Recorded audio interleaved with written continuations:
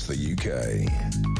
On DAB+, on your smart speaker, on your smart TV, and on your side. This is Talk.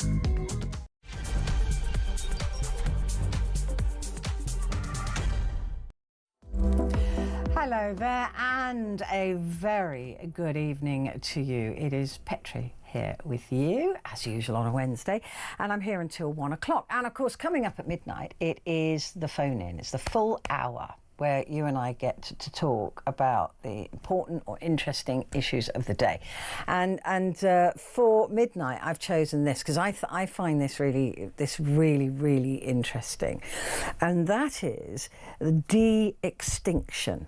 So have you seen these stories that have been about the direwolf? If you're a fan of Game of Thrones, they were the white wolves that were in Game of Thrones, although obviously they weren't direwolves, but that's what they were there to represent. Well, there's a company that has decided that they've brought them back. Right, and I don't know if you've seen the pictures. We've got loads of pictures if you're watching on YouTube a little bit later on. But the phone-in, I really want to know from you whether you think this is something that we should be doing or we shouldn't be doing. And if we are to do it, what could the repercussions be? I mean, even in the film Jurassic Park, there was one of the dinosaurs was dying or being poisoned because actually the food that was available back then wasn't available now. They were eating the wrong plants, my understanding is.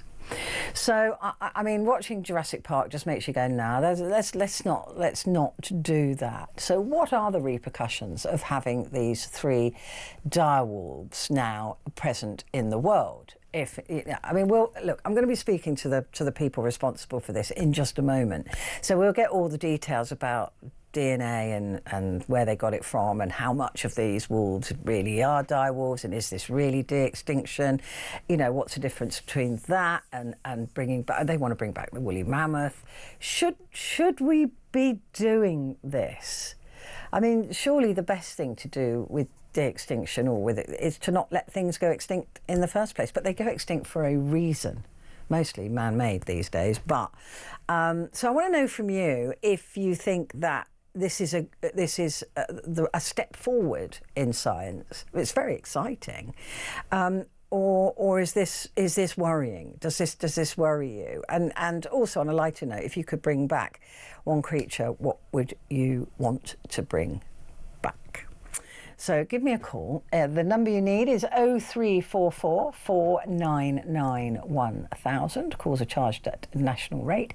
And you can text the word talk and your message to 87222.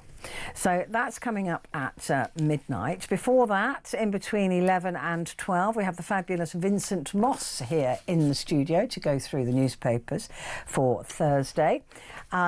Then we've got a packed show, actually. Let me see. Oh, we're heading to Italy. We're heading to Italy to chat to a broadcast journalist in Italy who's been following the royal visit around in Rome. So that's something a little bit different for us.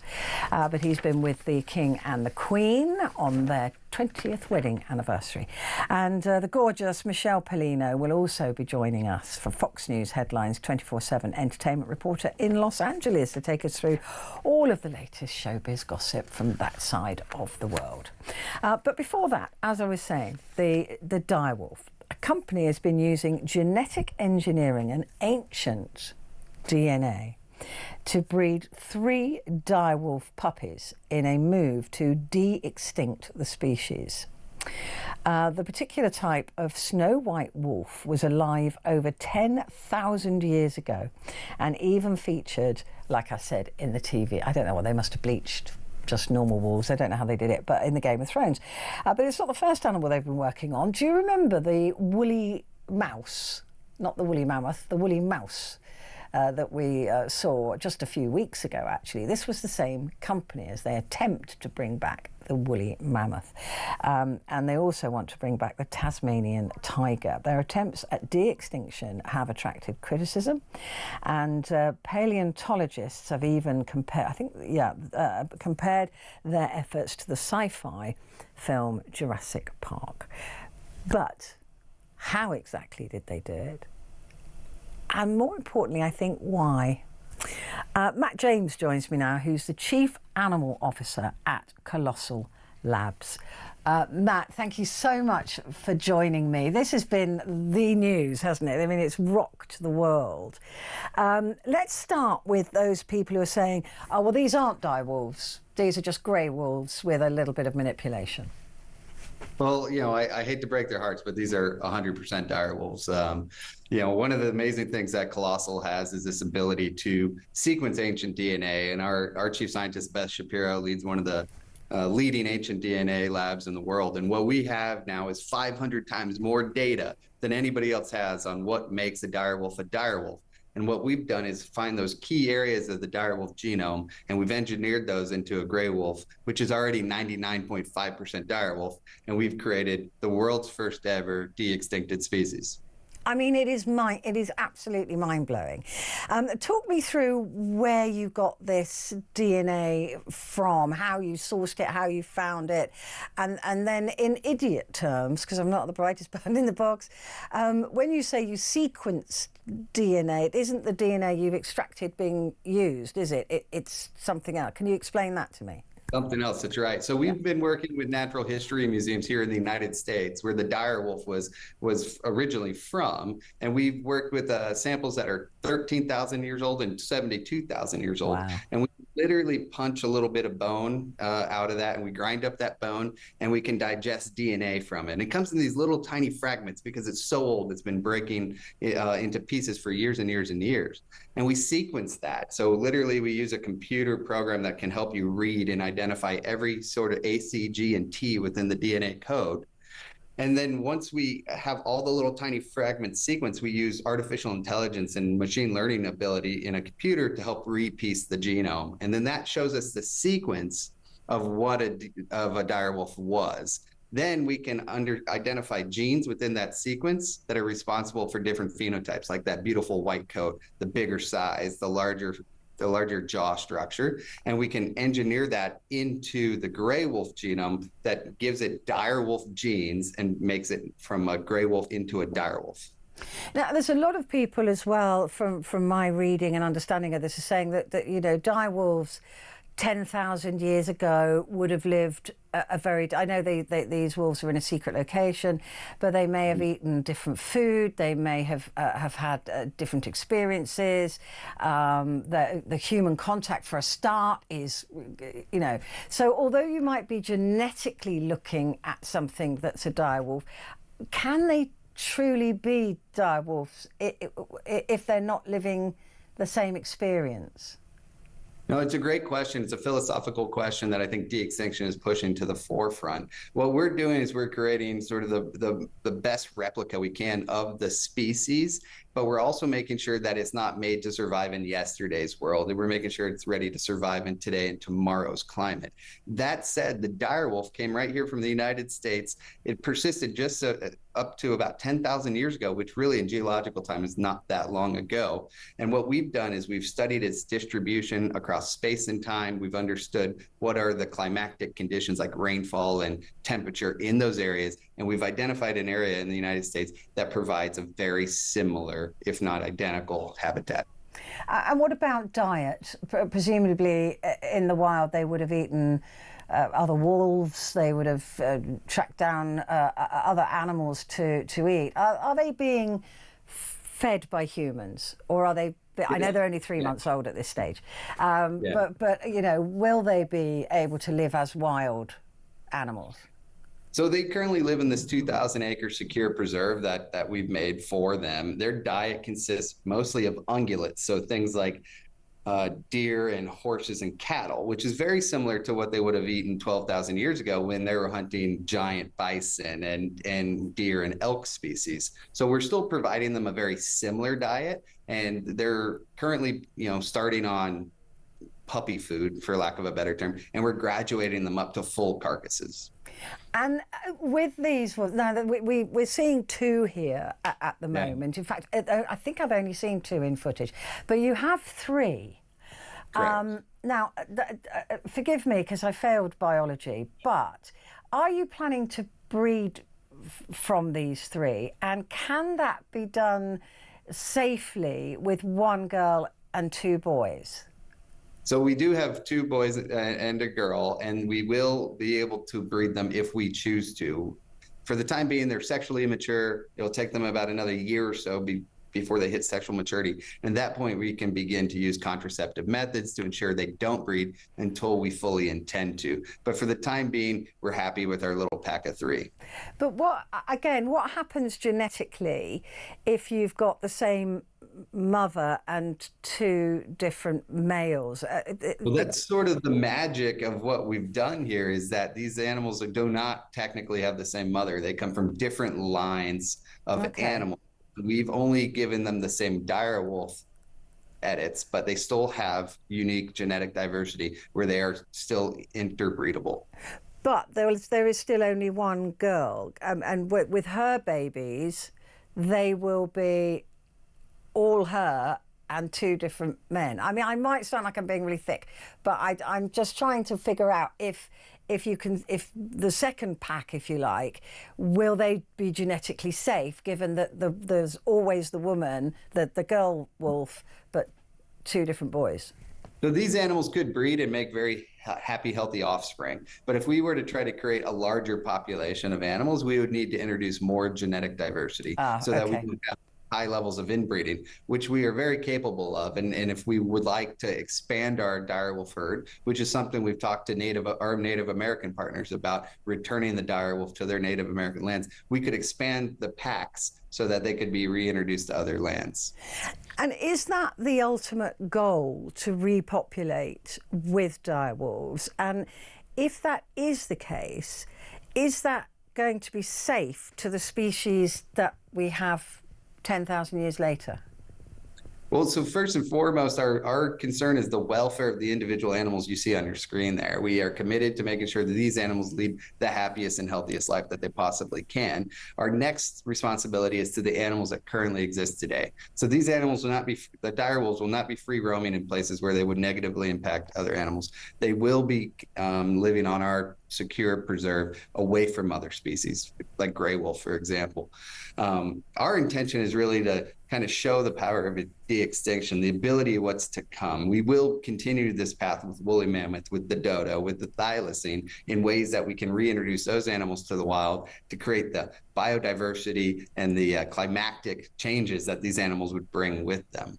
At the same time, we've created this amazing buzz on the internet, as you might expect, on the news and the headlines. And what we're seeing is this amazing response from the youth about how we're inspiring them to begin to get into the STEM science, the STEM world, and begin to study sciences and other projects. So we're really hoping that this is also an inspirational event to bring people into conservation science. Now, there is that question that I asked of my audience. It's just because you can do something, should it be done? And I think that again is a philosophical question, but I think it is quite an important one. Does this need to happen? We are facing one of the greatest threats to humanity today, which is the biodiversity loss crisis. Between now and 2050, there's an opportunity for us to lose up to 50% of our biodiversity. That isn't just bad for nature, that's bad for humans. It impacts water security, food security. What we are doing is creating the first ever tool that allows us to restore nature that has been lost. That restoration is so important.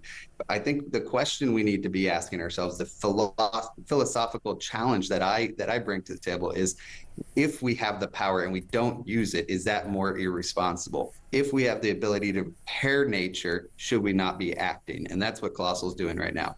Okay, so talk me through why the woolly mammoth. I mean, we've all seen your woolly mouse, very cute. Yeah. And I mean, and then in a second, you introduce these wolves, which I don't think anybody saw coming. But well played. But why the woolly mammoth? So the woolly mammoth came from this amazing, vast distribution across the globe, and where a lot of their distribution today is areas that would be sort of Arctic tundra, areas that have low levels of biodiversity and life. Back when the mammoth persisted, those ecosystems, the mammoth steppe grassland, was as biodiverse as the African savanna is today. Our ability to open up new ecological niches in an ever-changing climate here on Earth is important to support the growth of biodiversity. By growing biodiversity and restoring a grassland that's as diverse as the African savanna, we're creating new places for animals to thrive while also creating natural processes that can help strengthen and make us more adaptable against climate change. But a lot of people, again, would say they went extinct for a reason. Everything moves on. Do we not just leave them in the past and concentrate on the species that are just about to go extinct here? Well, what's amazing about our science is that we are creating technologies that help prevent extinctions today. So along with the direwolf announcement that we just made, we also announced that we cloned 4 red wolves, which is the most endangered wolf in the world. It's a wolf that's endemic to the United States and is on the brink of extinction. It's in dire need of a technological advancement in order to genetically rescue it so that it does not blink out tomorrow. While at the same time, we're doing that type of work with the northern white rhino, with the Mauritian pink pigeon. So for us, it is not an either-or proposition. Right. The answer is both. And the difference between, because I was also thinking that if you found an intact woolly mammoth under the ice somewhere, and the DNA hadn't been degraded, is that then cloning as opposed to de-extinction? Well, so unfortunately, even with the amazing preservation that we found in woolly mammoths, the DNA is still so degraded that you cannot find viable cells that you could clone from. So that's the difference. So that's when you're talking about you can clone from a living creature, but you have to go through this really complicated process to bring something back. So it's not like Jurassic Park at all then. Exactly, not like Jurassic Park at all. It's actually sort of the inverse of what Jurassic Park is. Even with animals that may have recently died as few days ago, the DNA has begun to degrade to a point where cloning is very inefficient. I mean, some people will be concerned as well about what this might look like with human beings, right? Let's take it to the extreme, because there will be people who say this is against God, this is a terrible thing to be doing. I'm not one of them, by the way. But so, what would stop you from de-extincting a human being, and would that work? Well, beside the ethics and the morals of me and Colossal and my colleagues, I think there are plenty of laws and regulations that prevent exactly that. But it could be done. I mean, the technology for that has existed well before Colossal. Actually, humans would be, scientifically speaking, would be maybe an easier lift than what we've done here with the direwolf. And what if you had your wish list of what animal you would bring back? What would you bring back? Well, I'm going to start with the woolly mammoth, the dodo, and the thylacine. I'm really lucky in that I'm at a company where we have an active wish list that we're pursuing today. I mean, that's amazing. And finally, I know these wolves are being kept in a secret location. Is that because they are possibly the most valuable creatures on the planet right now? I think not just economically, but sort of what they represent. The power of de-extinction is such a valuable tool that my first responsibility is to the individual animals and my team that work with these animals. When we announced the woolly mouse that you talked about last month, we had people coming to the front door of our lab because they wanted to visit them.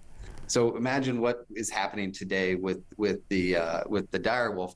We have to make sure that the animals are as safe as they can be, that our staff is as safe as they can be, and that people from the public don't want to try to get too close to these very large wolves. Yeah, how did you get the job that you've got, the best job in the world, the most interesting, exciting job in the world? How did that happen?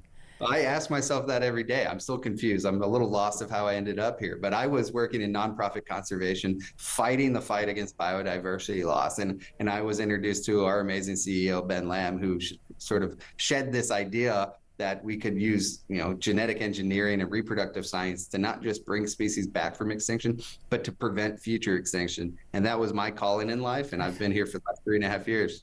It's absolutely amazing and mind-blowing in equal measure. Again, I've got one more question. How does, I could keep you here all night, to be fair, how does Colossal make its money? How does it benefit from this process, or is it all altruistic?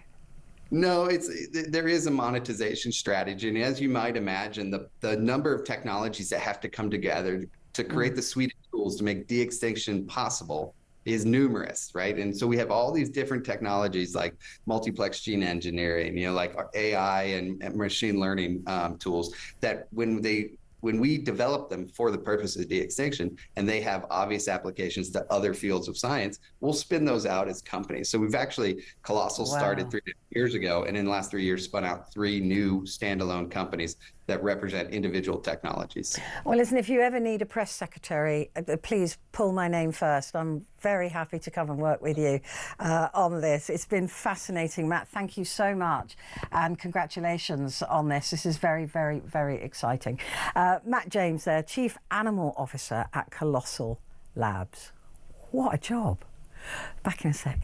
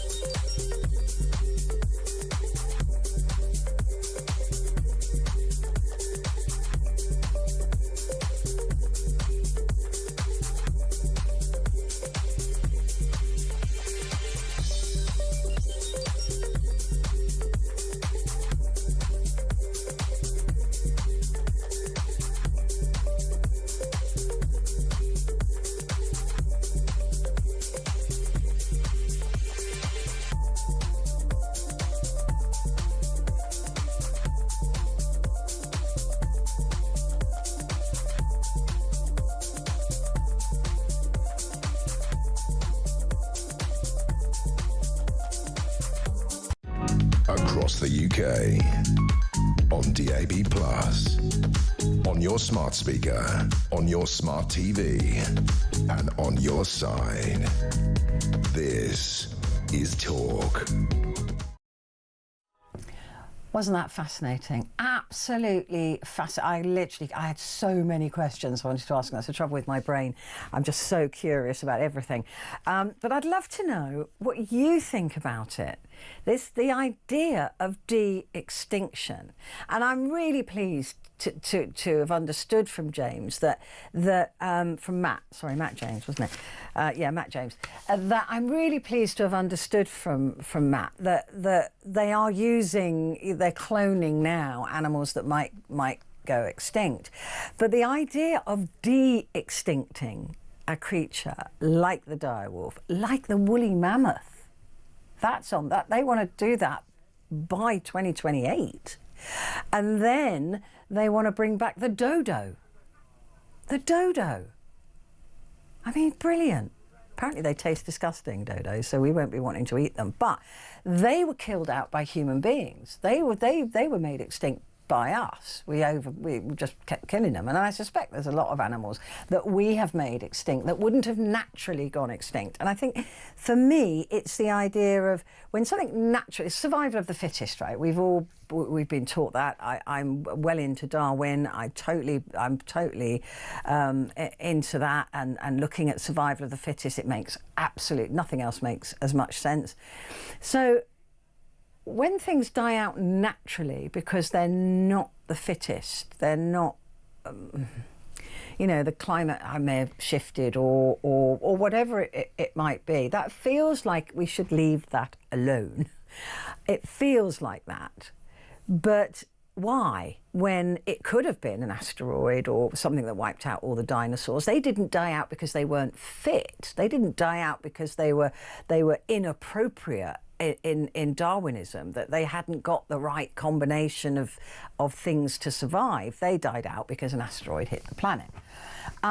So had the asteroid not hit the planet, would they still be on the Earth? Would we be on the Earth? I mean, this just fascinates me. But is de-extinction a good idea? Now, again, I think it is if it's something that we've made go extinct. If humanity, in our crass stupidity, has destroyed something in the ecosystem that actually, wouldn't have died if we hadn't been the clumsy, rude, disgusting creatures that we are.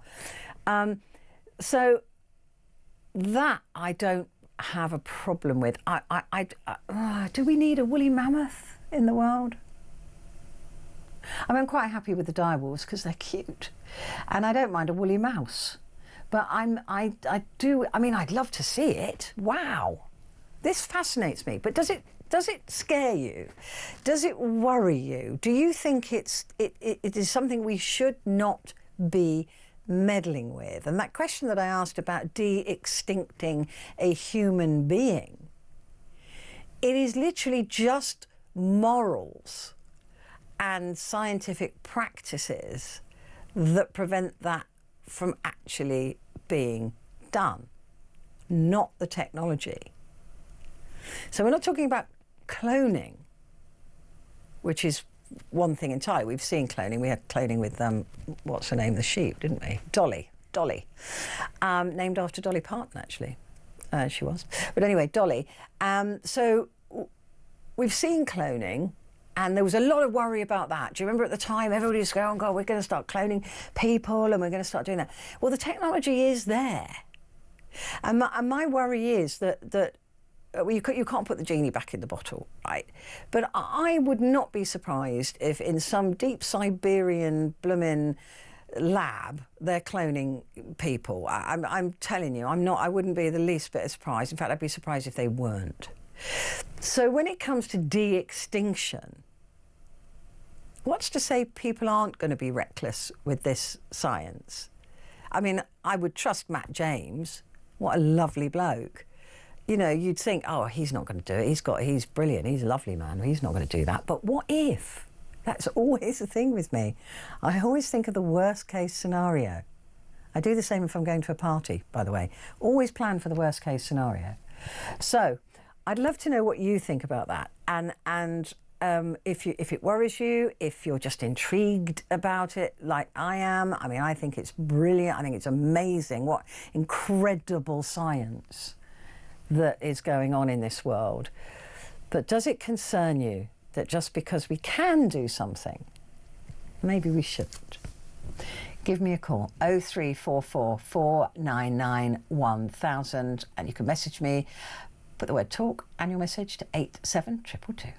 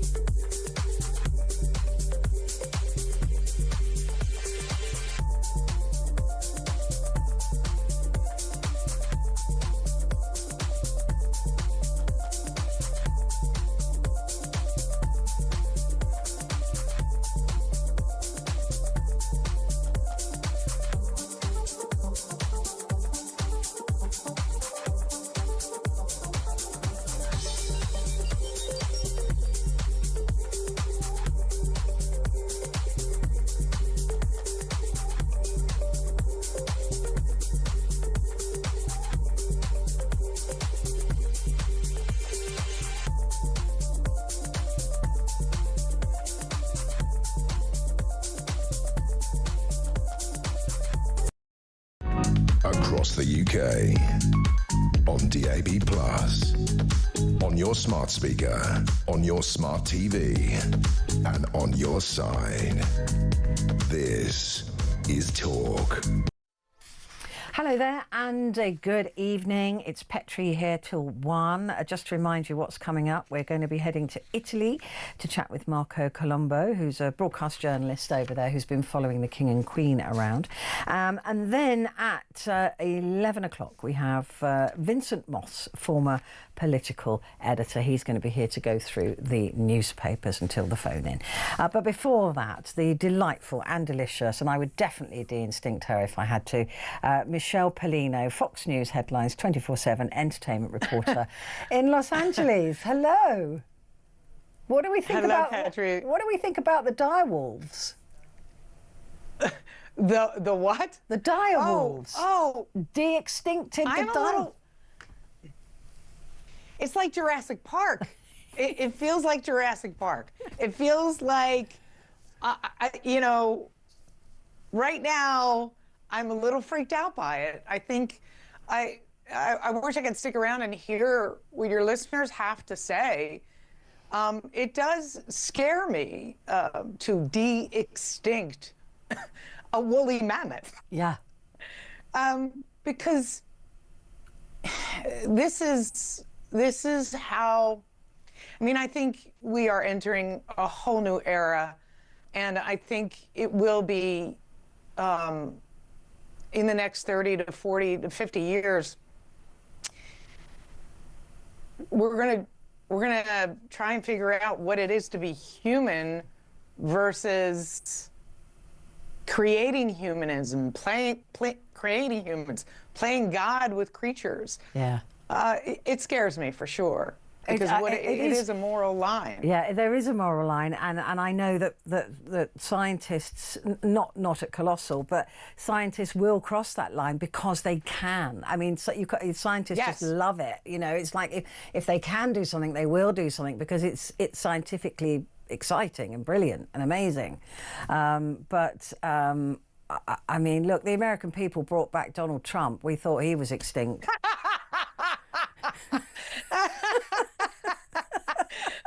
Oh, man. Oh, man. Just because you can do something doesn't mean you should, right? Doesn't mean Oh, boy. I wasn't ready for that one. Listen, talk to me about Angelica Houston. I didn't know that she'd battled cancer. Yeah, nobody knew. It just came out today. Wow. It was exclusive to People magazine. They reported it.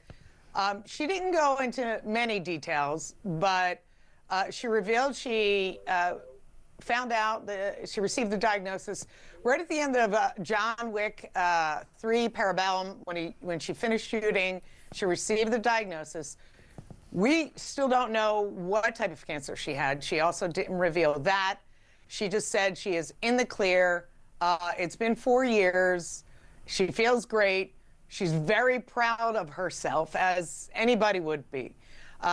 She kept it on the down low because she wanted, this was obviously something personal.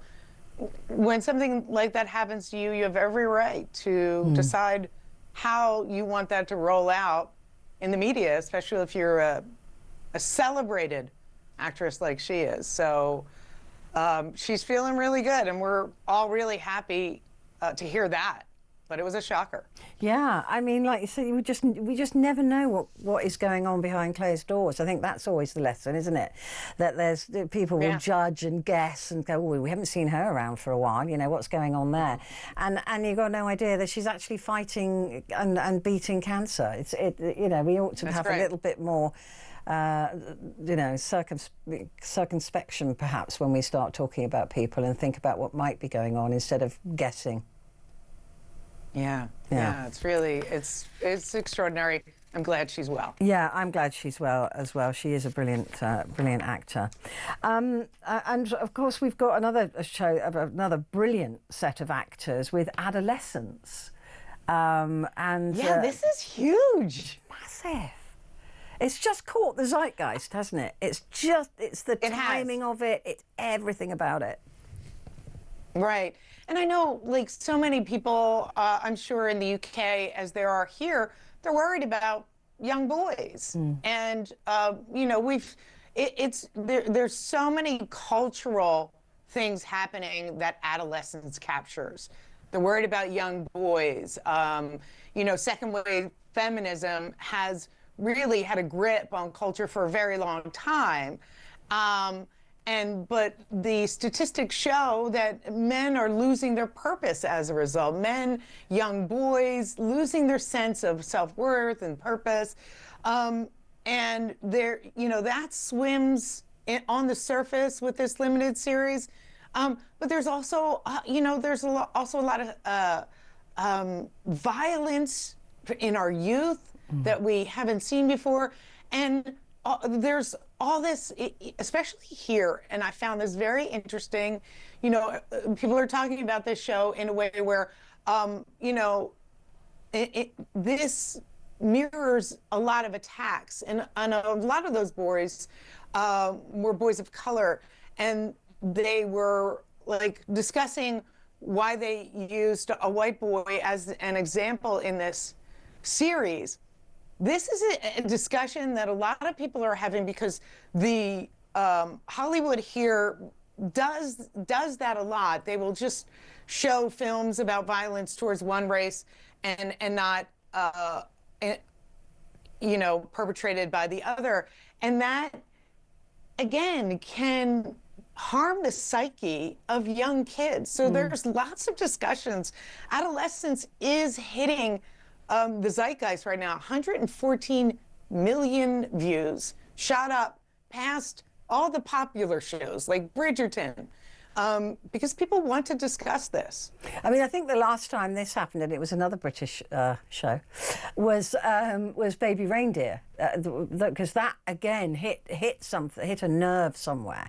Yes. But Netflix will be looking now to see how they can replicate this, and the style of the filming. It was all shot with one camera. It was like a theatre show. Each episode was shot in one shot. I mean, it is extraordinary. But I don't know how they're going to... They can't move this story on. They're going to have to go with another story. But I wonder if they shouldn't. You know, I don't know. I think it's always good when shows, and it's true. I know you're you know, tipping your hat to the British shows for really making some really good content that people are talking about, and you're right, they are. I do think we should have shows like this out there because we need to talk about all the things that circle around, because sometimes, as you can see, when people get on social media, these swarms, they can dominate the conversation, and we want to have a more nuanced conversation about this type. And that's what's great about your program, about talkTV. You know, you get into the different ideas that surround these shows, and you can really have a conversation where you're not exactly walking away with an answer. Yeah. But maybe you are walking away with more questions, and that's a good thing. That is a good thing, and I often do that with my phone-ins. I tell you what I am disappointed with, though. I've heard that they are going to be bringing back a 4th season of Ted Lasso. And I loved Ted Lasso so much that I don't want them to do that. Why? Because I'm worried. Because it was so perfect and it ended so perfectly. It just feels like de-extincting it. It just feels like digging it up and forcing another series out of it. I'm worried. No, you know what? This is the only uplifting show that you can find anywhere. Beautiful. Where you can feel a sense of family. You can feel I love every single one of those characters. Me too. Like, the more curmudgeon-y, the better. I love them. Juno Temple is fantastic. It made stars out of so many people. It's got to come back just for one last cast, especially right now. especially right now. I just don't want them to overdo it. I mean, they're not going to overdo it. It might just kill it for me, but we'll see. We'll please don't ruin it. Madonna and Elton John. Oh, wait. Brett, I just want to say, Brett Goldstein, the guy with the beard on the show, he's got a new comedy special. I love him. I love that man. So funny. He is so funny. So yeah, it's coming to Netflix. So that's something. I'm definitely going to watch that. I will definitely watch that. I absolutely adored him in this. Madonna and Elton John have made up. This is the most hilarious story this week. I didn't even know they were fighting, apparently no one cared. No one cared. Elton is the best queen I've ever seen in my lifetime. No one will beat Elton John ever in anything, in any quip, in anything he says about anybody. But apparently he has made his disdain for Madonna, for her music, public for many, many years. He dissed her James Bond Die Another Day theme. He made fun of her lip syncing. He called her a stripper. Just like these extraordinary things, and she was honestly hurt. She grew up with his music. I did too. He was an icon to me. Everybody loved Elton John growing up, and so she went to Saturday Night Live, where he was performing this past weekend with Brandi Carlile. She showed up, and the minute he saw her, he said, "Forgive me," and the walls came tumbling down. And they made up, they kissed and made up, and now they're going to do a song together because that's what artists do. Yeah, that's what you do. I mean, like I said, I didn't know. So I didn't know either. It's hard to be sort of emotionally attached to a story when you go, oh, okay. But they're friends. They're friends. And just very quickly. They're friends now. They're friends now.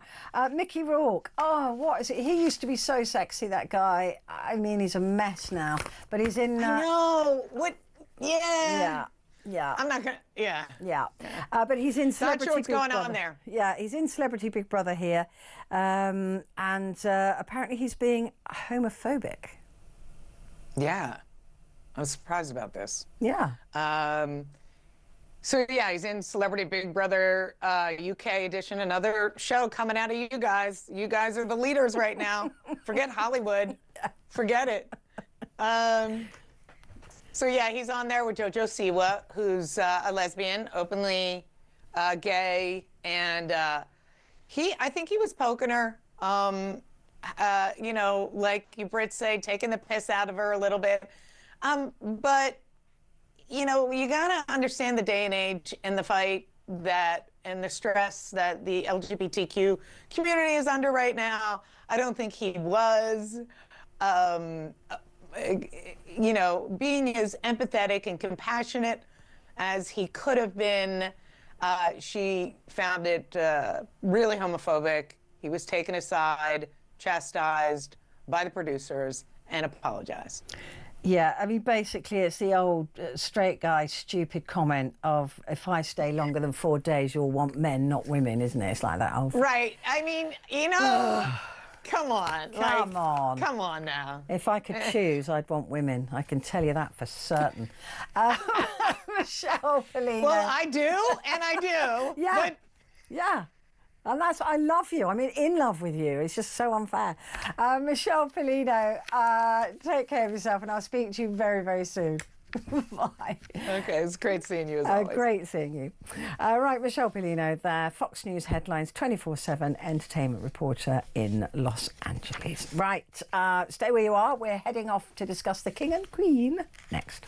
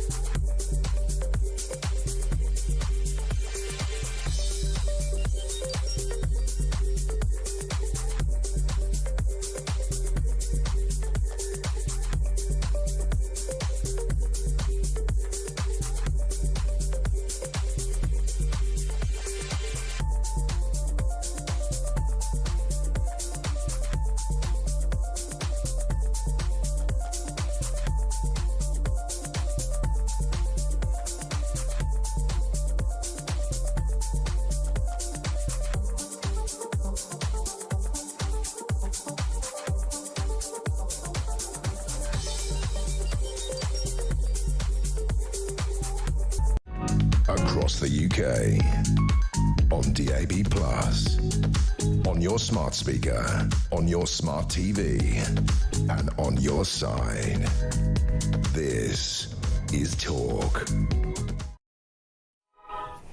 Hi, good evening to you. Just a reminder that coming up at the top of the hour, we have Vincent Moss, who'll be here in the studio. But before that, we're heading to Italy because the King and the Queen are on a 4-day state visit. And today he met the Prime Minister, Giorgia Meloni, and has addressed both houses in the Italian Parliament. In fact, the King became the first British monarch to jointly address the Italian Senate and Parliament. And the Queen, by the way, accompanied him in the same ivory silk outfit she wore at their wedding ceremony in 2005, and this was their 20th anniversary. So that's I think that's so sweet. It's a really sweet thing to do. Now, he delivered the speech in fluent Italian, mixed in with a bit of English, and with a lot of humour. But I just want to know how King Charles has been received by the Italians. Marco Colombo joins me now, broadcast journalist in Italy, who's been following the royal visit. Marco, good to see you. Hello. So how's it gone? Well, it was a great event. It was emotional. It was definitely a success for the king. He really felt at ease inside the parliament. Asking fellow journalists, they were very impressed. You know, just to tell you how memorable it was, how historical it was. Previously, only the King of Spain and the Pope addressed the Italian Parliament. So, first time for a British monarch, and also the issues that King Charles decided to touch were very moving. You know, he started off from the Romans, from the cultural and historical roots, all the way to when the Queen Elizabeth paid tribute to an assassination of a mafia judge, which clearly was really pleasing for the audience of the Parliament. So it went from the roots that we have in common, the Italian bankers coming to London in Lombard Street in the Renaissance, to Byron, who's going to celebrate tomorrow in Ravenna, and Dante Alighieri. He actually finished the speech quoting Dante Alighieri in Italian. He says, "When we go through hard, difficult passages, then the tunnel ends, the darkness ends, and we see the stars." So hoping for better times. I mean, it is, I think, incredibly impressive that our king can go and speak Italian with an impeccable, I'm told by Gabriella, an impeccable accent. I wouldn't necessarily know. Does that resonate with Italians? Does that make it a bit more special that he spoke to you in your own language? No, it was really. It clearly made front pages. It's on the news today. It also was very, very funny. Previously, after meeting the Prime Minister, he decided to have a walk, and he went for an ice cream just outside the Parliament. So meeting and greeting the crowd that gather. Same thing happened yesterday at the Colosseum.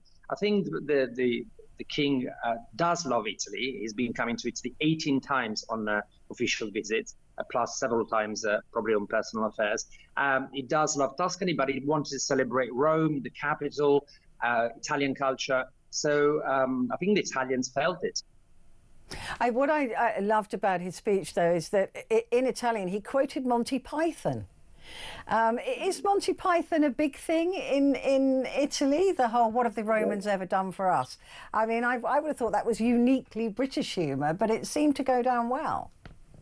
He alternated English and Italian. In fact, there was a very funny moment where he talked about something very important. As I said, the judge had been blown up, and there was an applause, and the speaker announced that the speech was over, and he actually said to the head of the Senate and of the Chamber of Deputies, "I'm not done. This is a joke. I still have to carry on." And you could see this kind of a hilarious moment.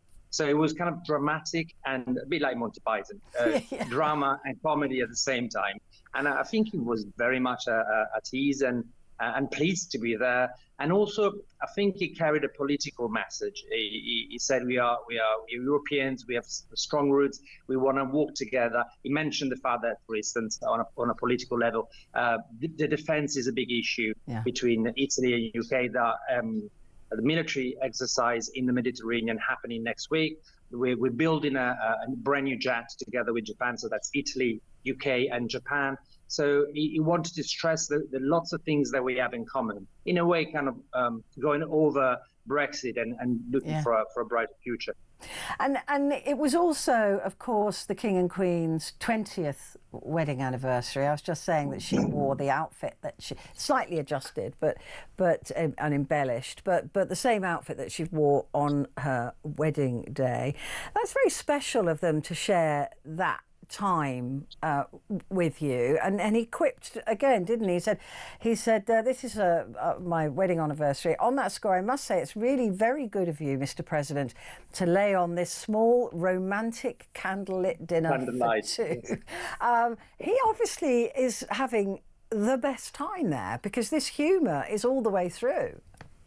There was, I was there actually when he said that, and there was the beautiful palace of Quirinale, formerly of the Pope.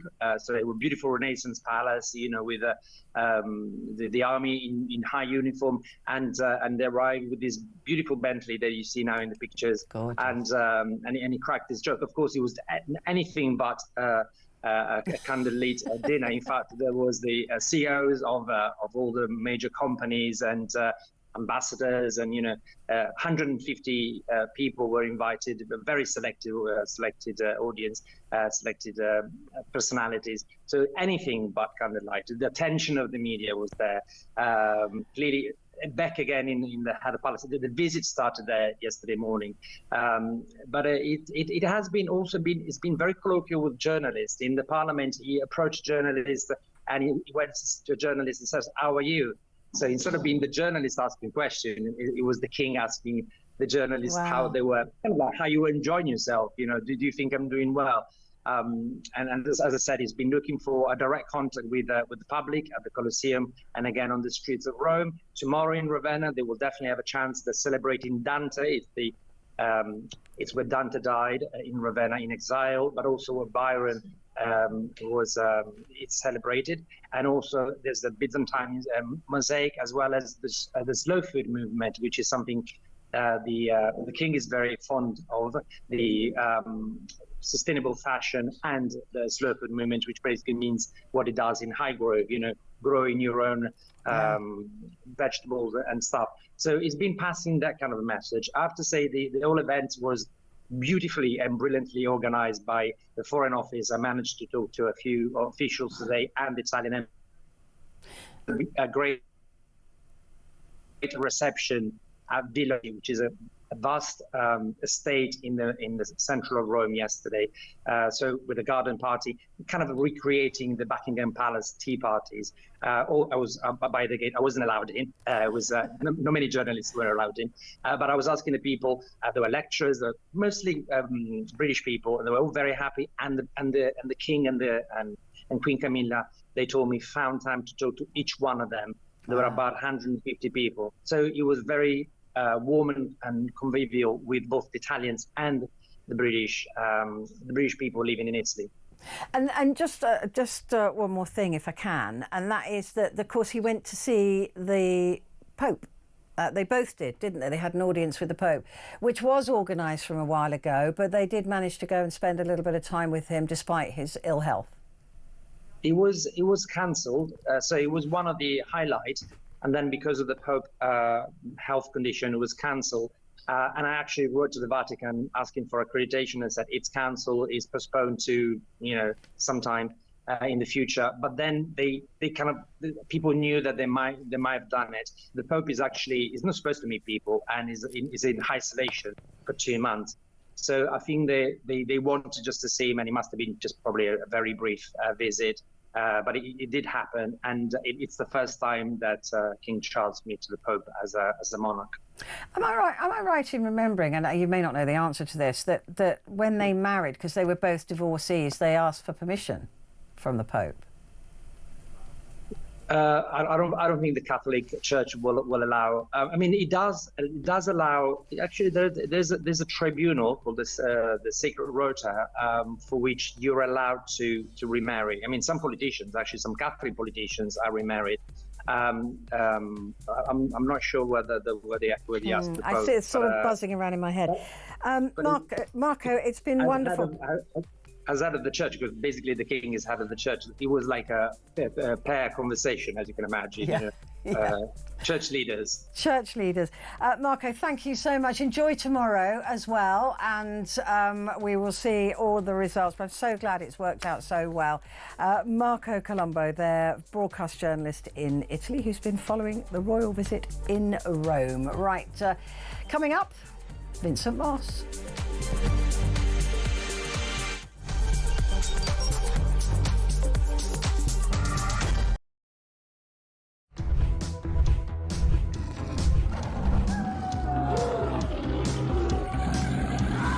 We've just been talking in the office here about how many of us have been attacked at some point or other by some form of flying beast or any wildlife. I mean, so we'll take your stories this morning.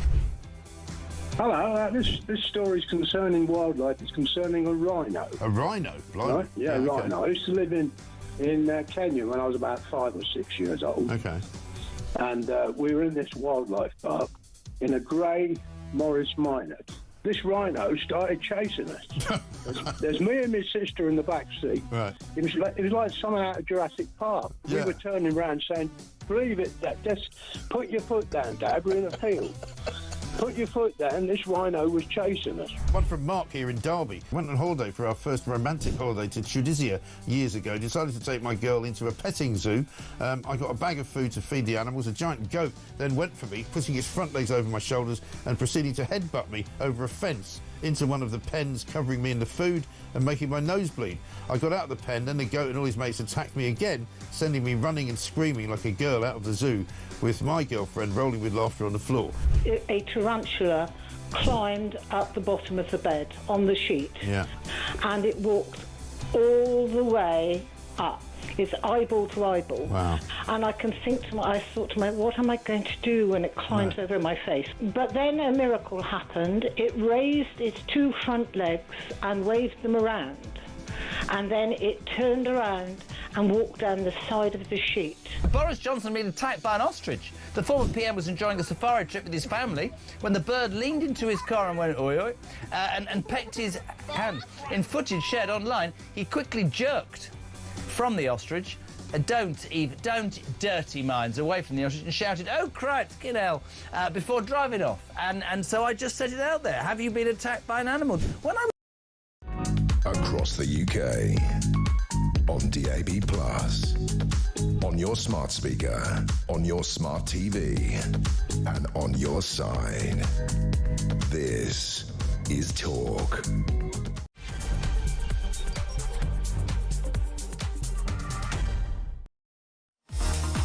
Hello there, great to have your company, and with me in the studio is the fabulous Vincent Moss, former political editor. Thank you very much indeed. Hi, Petrie. Hi, it's good to see you.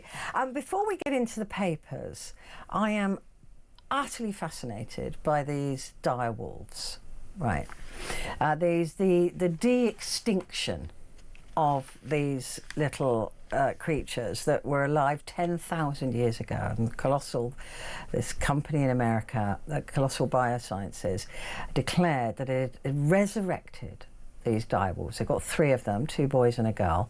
Romulus, Remus and Kalini, I think they're called. Sorry, say again? Khaleesi, thank you. So, the 3 of them. What do you make of this? They've been extinct for 10,000 years. I interviewed the guy from Colossal this evening, and he said, because I said, a lot of people are saying they're not really direwolves, and he went, no, they are 100% direwolves. That is nonsense, what other people are saying.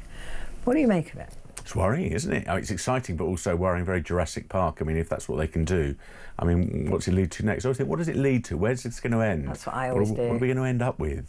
That's the journalist in us, isn't it? Because I was thinking, well, because I asked him about de-extincting a particular human being,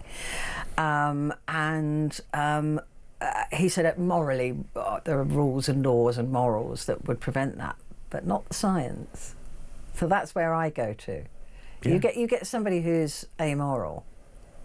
Exactly. Once the technology's there, people don't obey the laws. They can try all sorts of things. We've all seen the sci-fi movies and the rest of it. So somebody, once they know the procedure, will probably try something, and who knows where we'll end up. So it's exciting, it's fascinating, but it's quite worrying as well. Yeah, I was saying that if you think that there isn't some lab in Siberia that isn't cloning human beings, you're mad. Yeah. They definitely are. These are beautiful. I mean, they are stunning. They're beautiful. They are the most valuable creatures in the world now. They're in a secret location. They're going to plan to breed with them as well. They're not going to make a big pack out of it, but they are going to breed out of it. They're thinking of bringing back the woolly mammoth. Do you remember we talked about the woolly mouse a while ago? That's the same company. And they say that they will have a woolly mammoth by 2028. Wow. I want to see that. Well, what next? It'll be dinosaurs, won't it? It'll be all sorts of other things, won't it? And people, potentially. Yeah, it's the people that worry me. Yeah, me too. I mean, some of the people that are alive today that should be extinct worry me as well. But, I mean, we can't do anything about that legally. But if you could bring back an animal, what would it be? Or would you just not touch it? Well, this won't surprise you to hear. I would bring back my still alive, very much alive dog, because I would want my dog to live forever. Oh. So as soon as You my can dog clone your dog. Well, that may be where we end up, because he's 6, so I don't know how long dogs live for, about 12, 18, who Depends knows? on the breed. Yeah. The smaller the breed, the longer they live, is the general sort of rule. Mine's 11. That's still hopefully quite a while. I think small dogs can live to about 20, but then some dogs don't make it past about 12, 13, 14. So, yeah, I'd definitely try and keep alive or bring back my dog. Would you? Yeah. Wouldn't you? Wouldn't be the same, though. Would it be the same? I don't know. Well, if it was the same DNA, it might be. It might have the same personality. It might literally clone him, and you'd think in the perfect world he'd recognise him. So, Vincent, it's you. It's you. I'm back. Oh, wouldn't that be nice? It just reminds me of that the Boys from Brazil film. Did you ever see that? Yeah. That was brilliant, where they cloned Hitler. Yeah. And what they did is they had to give the children exactly the same experience that the original Hitler went through. So his father had to be killed when he was a certain age. He had to have an overbearing mother. All of these things to try and actually recreate the person. And that's kind of where I go with this de-extinction or cloning. It's impossible to recreate every cuddle that you've given your dog or every walk you've taken him on that's made him who he is. So would it be him? It's deeply philosophical, I suppose, but why haven't they remade Boys from Brazil as well? That's a good point. Gregory Peck. Yeah. Really old film, brilliant film. I'm so fascinated by it that I would, if I was a scientist, I would be pushing it. Yeah. That's probably why I wouldn't be trusted, to be fair. No. And I wouldn't have any morals either. I'd still go for it. Right, let's have a look at the papers. The USA Today is our American paper. Gosh, they've got an image of the Statue of Liberty on the front. They see an erosion in Lady Liberty's promise. Now, it was partly a joke about France wanting the statue back. They said, we gave it to you as a gift, but apparently you despise it, so it will be just fine here at home. This is Glucksmann, a 45-year-old president of a small left-wing party in France, said with a big smile on his face to applause and whistles at a political rally in mid-March. And a lot of what we're seeing at the moment seems to start off as a joke, doesn't it? To test the water. We're going to have Greenland, and now it's policy. Could we ever see Lady Liberty going back to France? No, I think it's unlikely, because it is pretty much one of the first things you think of when you think about New York and America. But I like their attitude, because Trump's been doing all the talking, hasn't he, about things he'd like to take over, and things he'd like to take on, whether that's Greenland or Alaska. So it's good to see a bit of pushback, albeit from a sort of minor French politician saying, OK, well, if you don't like the Statue of Liberty, we did give it to you. I think it was in it's an emblem of friendship in 1884. Yeah, it was after they helped thrash the Brits, wasn't it? Yeah. So if if that's the way you want to play things, then we'll take back the Statue of Liberty. Well, it won't happen, but it's fascinating. It also just reflects how infuriated France Europe in particular is with what's been going on recently with Trump. I mean, I could not believe it today with Trump. There's another Trump story, we'll get to that in a second. When I saw him at the NCAA dinner last night, he said, he was standing there going, oh yeah, everybody all around the world, they're kissing my, I'm going to say ass, because I'm allowed to say ass, because that's a donkey type creature. Yeah, everybody around the world, they're kissing my ass, and they're, phoning you up and going, please sir, can you, doing all these mock voices about world leaders. He does not have a filter or an understanding of that people can hear. I wanted to say to him, you're saying that out loud, don't you? You blithering fool. What? And today he's going, oh, we want to do what's best for the world. Nobody believes you. No, and the tariffs are hurting most. The people hurting most is American citizens who are going to pay more for their imported goods. And of course, you run the election effectively more or less on immigration, that was important, and on cost of living and promising to put more money in Americans' pockets. So the prospect of all their goods going up, I think, forced him to act, and also the prospect of their, as they call them, 401k, their pensions going through the floor because of the crashing stock market. He just had to act. And he said today, I think, we thought about it this morning, we thought we'd do this. I mean, it was he played his cards and he thought he'd get a deal, and he blinked first. I mean, but this is the thing, that clearly they went into a room and they went, look, Donny boy, this is a absolute disaster. This has not worked. And he said, well, I can't be seen to have lost. I can't be seen to have lost. We've got to come up with a way that I can look good on this. So despite saying this is not a negotiating tool, I am not going to negotiate. This is the way it is. We need to redress the balance. The second he could, he was like, well, we're going to pause the tariffs, the big tariffs, for 90 days, and then, but not on China. But nobody believes him. I don't know why. I don't know who's around him going, yeah, Don, they'll buy that. Because everybody can see that he's blinked. Everybody can see. And then today, in a meeting in the Oval Office, he's going, have you seen the rise in the stock market? I did that. That's me. And you're going, are you literally the stupidest person on the planet? You can't break something, partially fix it. It went up 4,000 points, but it's down 20,000 or something, and then claim to have, the biggest rise in stock market history. That's because of me. And then he said that they crashed because of Joe Biden. It's like, well, where was it? He didn't announce the tariffs. I don't understand the reality that these people are living in. Yeah, and despite the rise, and it was a big rise in all the major indices in New York, it's still massively down on where it was. Massively down on where it was. And people are significantly worse off. But we saw when he didn't win the election that Biden won. He never conceded. He always said that was a steal. Yeah, he's still saying it now. So I don't think what happens if he played football or something like that, even if there was a really binary outcome, like a sort of imagine playing golf with him. You'd have That's to, why presumably they he let wins him every. win. He must win every game because he can never lose. They let him win because he's a child, and he would have a tantrum. And it's my golf course. If I say I've won, I've won. But I mean, he's literally sitting there going, "Look at that rise in the stock market. That's down to me." I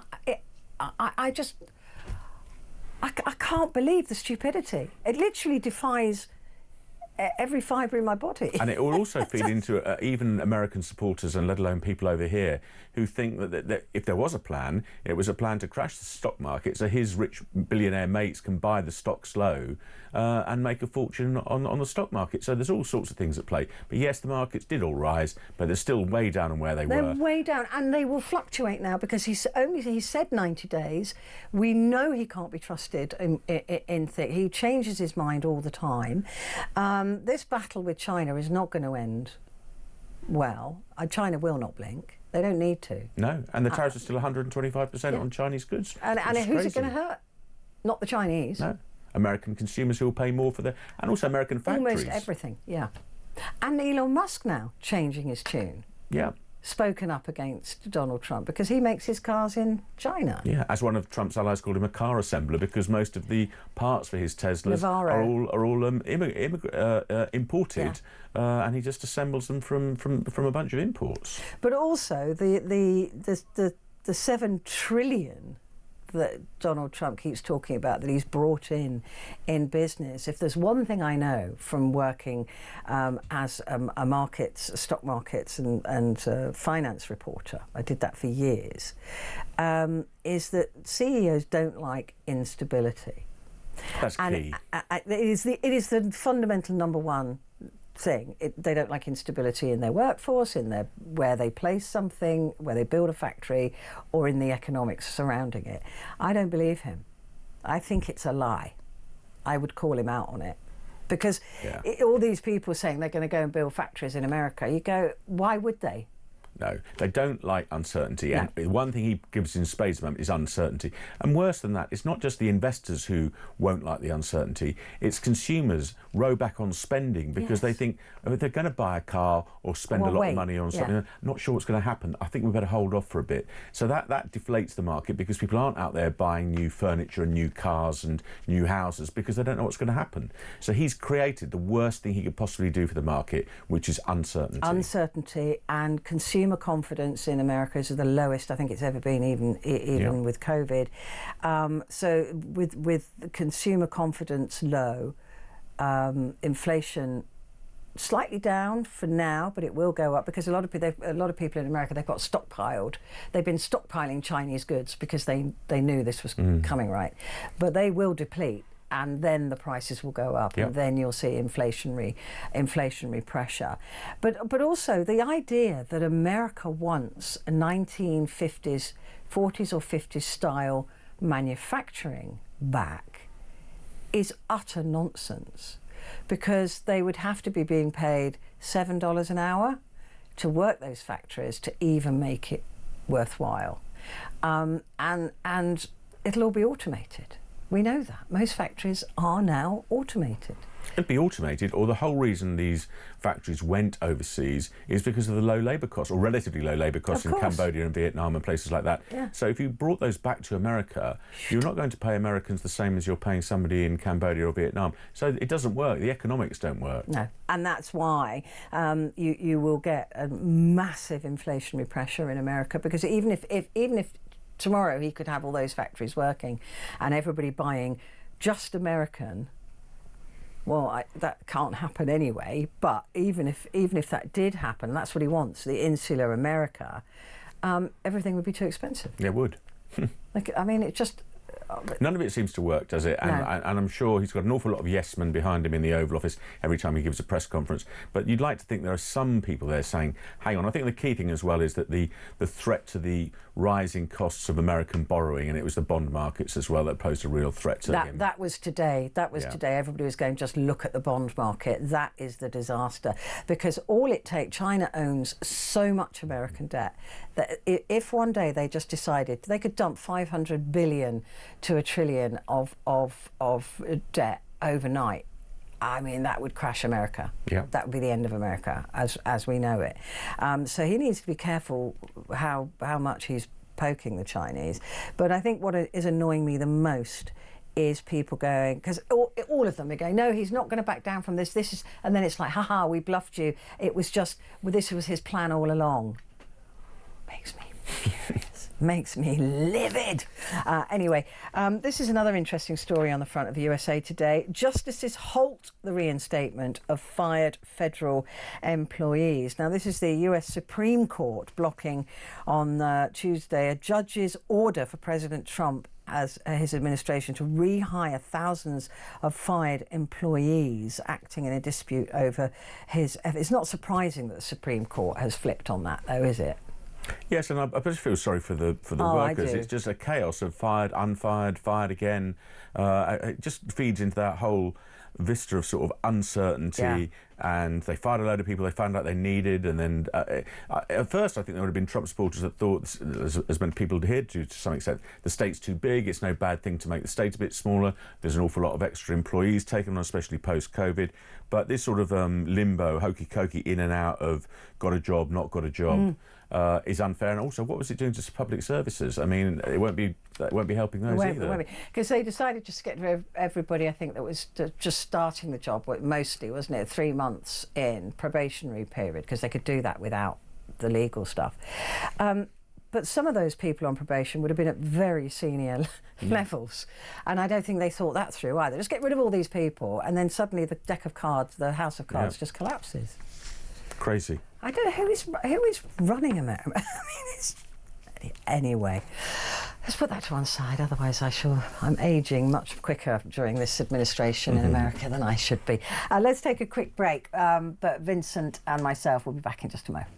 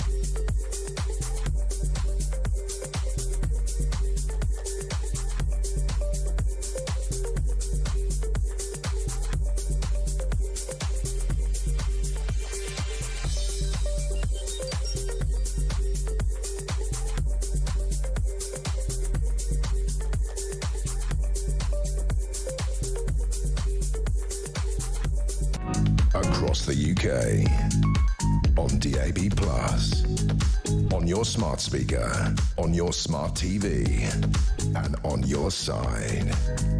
This is Talk. Hello there, it's great to have your company, and I'm also in the company of the great Vincent Moss. Thank you for being here. Let's have a look at the British papers for Thursday. The Metro is saying insults, then a shock 125% tariff on China, because he couldn't let it go. Trump risks a great maul of China. Very good, because Beijing, which China has been in existence for how many years? Thousands of years of culture and history and war and fighting and all of that. They're not going to back down to a man like that, are they? No, and they thought these tariffs were coming and they were prepared for them. They've come up with their own retaliation tariffs of 84%, revenge levy, the Metro refers to it, which seems to be a phrase we never thought we'd probably hear.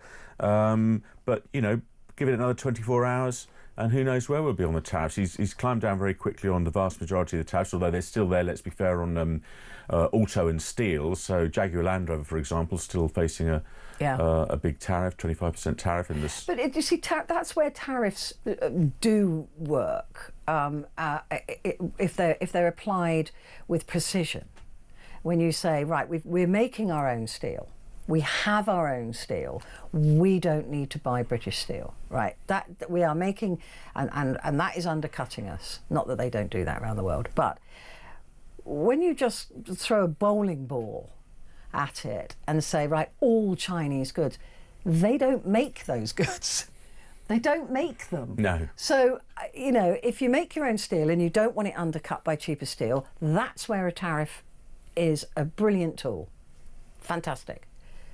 But when you don't make the product, it's stupid, because all it does is make that product that much more expensive because you don't make it.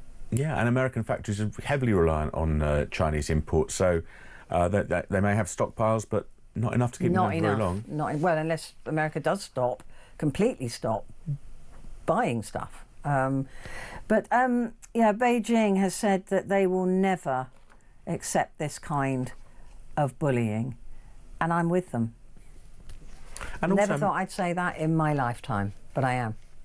Well, It's a hard choice, isn't it? There's two not very palatable options. It's Sophie's choice. Yes, let's exactly. be honest. But what's it going to mean for the price of all the things that American loves, like trainers, iPhones, electronic goods, all really dependent on imports? I think that Nike have, or Nike, is it Nike? I don't know, I'm not trendy enough. I don't have any. I'm certainly not. So they said that they're not going to export to America.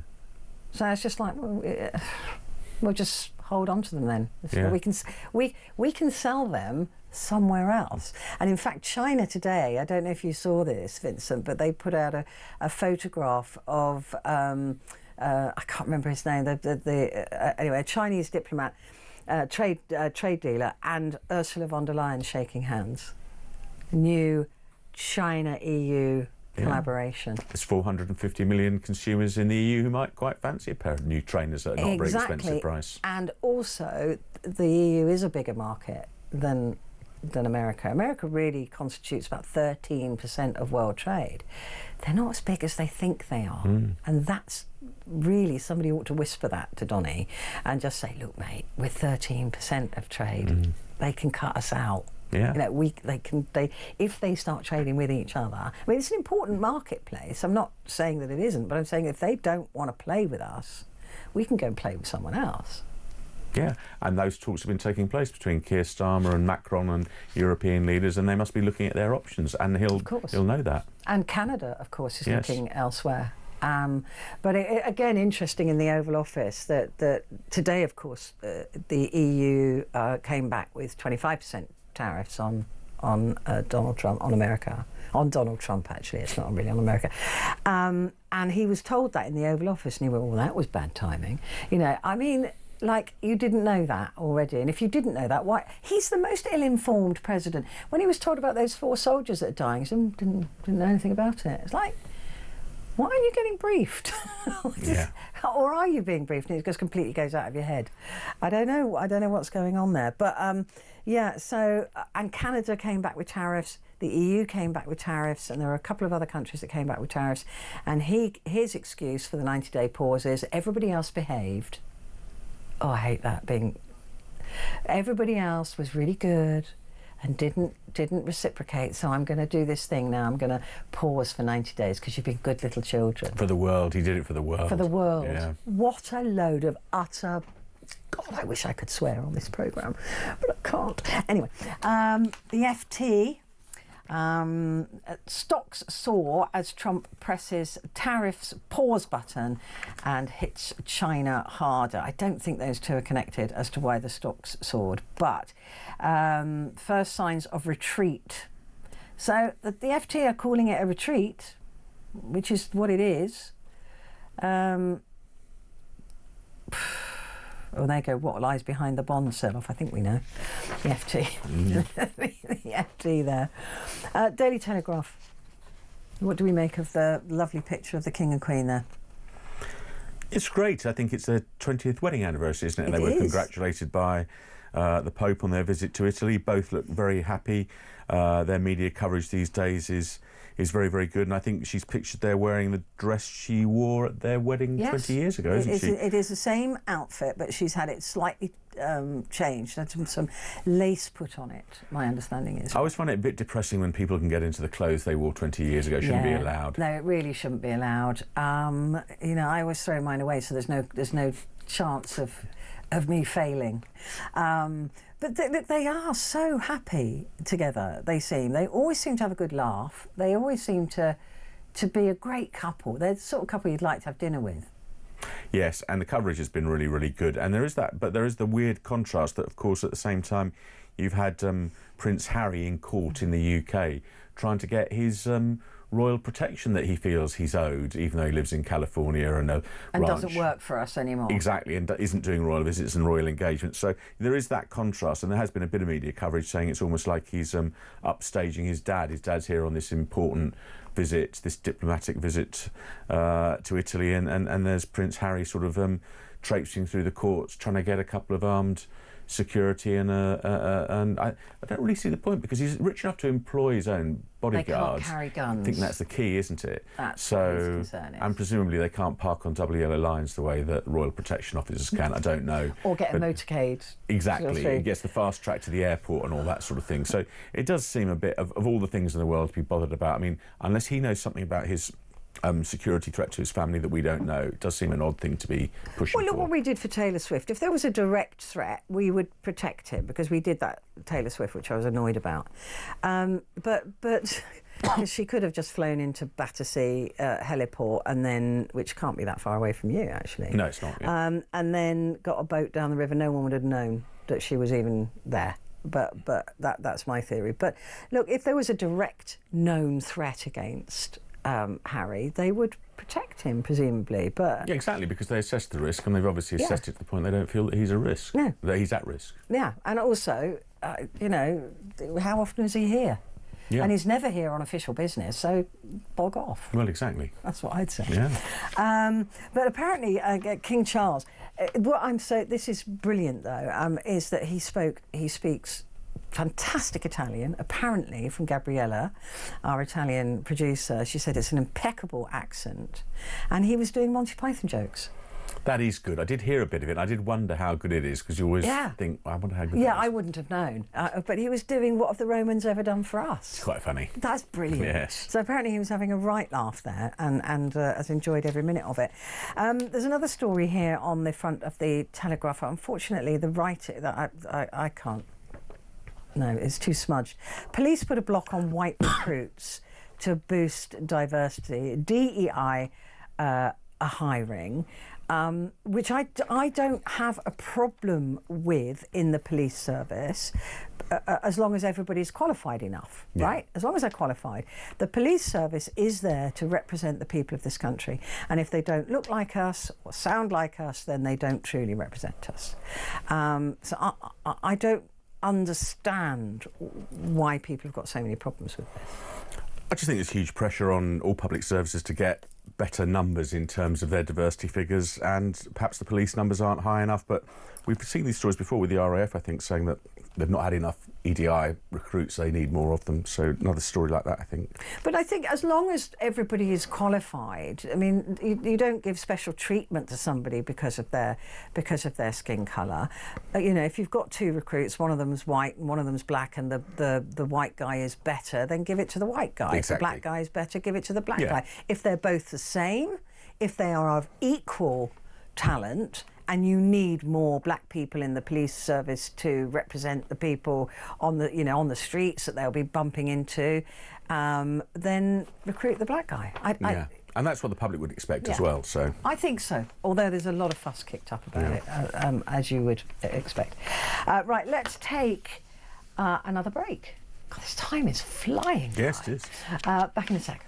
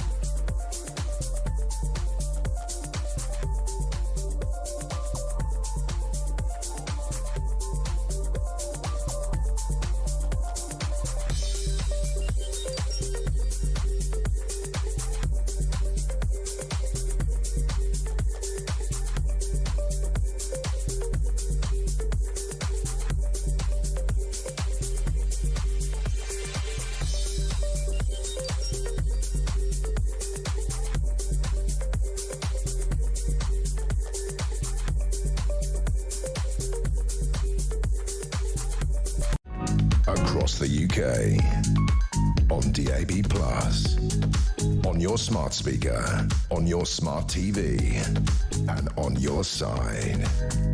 This is Talk. Hi, this is Talk, and it's Petrie here with you, and with me is Vincent Moss, former political editor, and we are going through Thursday's newspapers. The Daily Express, Kemi. PM must make more of our Brexit freedoms. What's she banging on about now? Well, even though the world's obsessed with Donald Trump, Kemi Badenoch is talking about post-Brexit. We should be talking about other trade deals that can be done. I mean, presumably she's referring to the one that the Conservatives did with Australia, which is a tiny fraction of trade, really, and also the fact that the Conservatives started work on a trade deal with the US. But it's all very well talking about other trade deals, but it sort of feels a bit off-topic because the whole world is obsessed with what's happening in America at the moment because it affects everything all over the world. But the Conservative leader is talking about making more of boosting trade with other nations. Well, I don't know what other nation she means, really, because if it's not America and it's not the EU, I mean... I mean, I don't disagree with her on principle, to be honest, but I do think that it's an odd thing to be doing right now. You just got to let things calm down a little bit first. But and I do think that is what will happen anyway, because as we've discussed, there is no more trust in America. It's been in 79 days. That's all it's been. It feels so much longer, doesn't it? Like 79 years.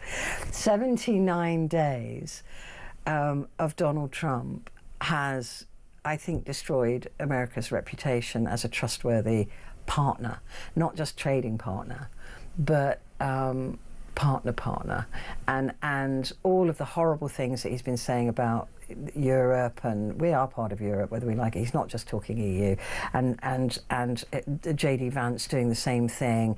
You know, it's been really nasty, negative thing. They've been burning all of their allies. I don't think we have that trust in America anymore. I don't think we have that relationship anymore, and I think that we do have to plan a world without them. Yeah, and not just us. I'm sure most other nations will be thinking that. Exactly. And that has increased, whether it's this trade issue, or we saw it already happening with defence following the fuss over defence spending. So if anything, it's forced. It's already well Kemi Badenoch not talking about trade deals outside Brexit in the EU, but the EU's coming a lot closer together in many ways now. We need to have a better trading agreement with the EU. It's our closest partner, and they are going to become incredibly powerful. Yeah, and a huge market. Yeah, huge market. And I think that as the world sort of tilts on its axis, the EU, with its size and its potential buying power, may just pip America as being the centre of trade. So it would be daft of us to remain ignoring that.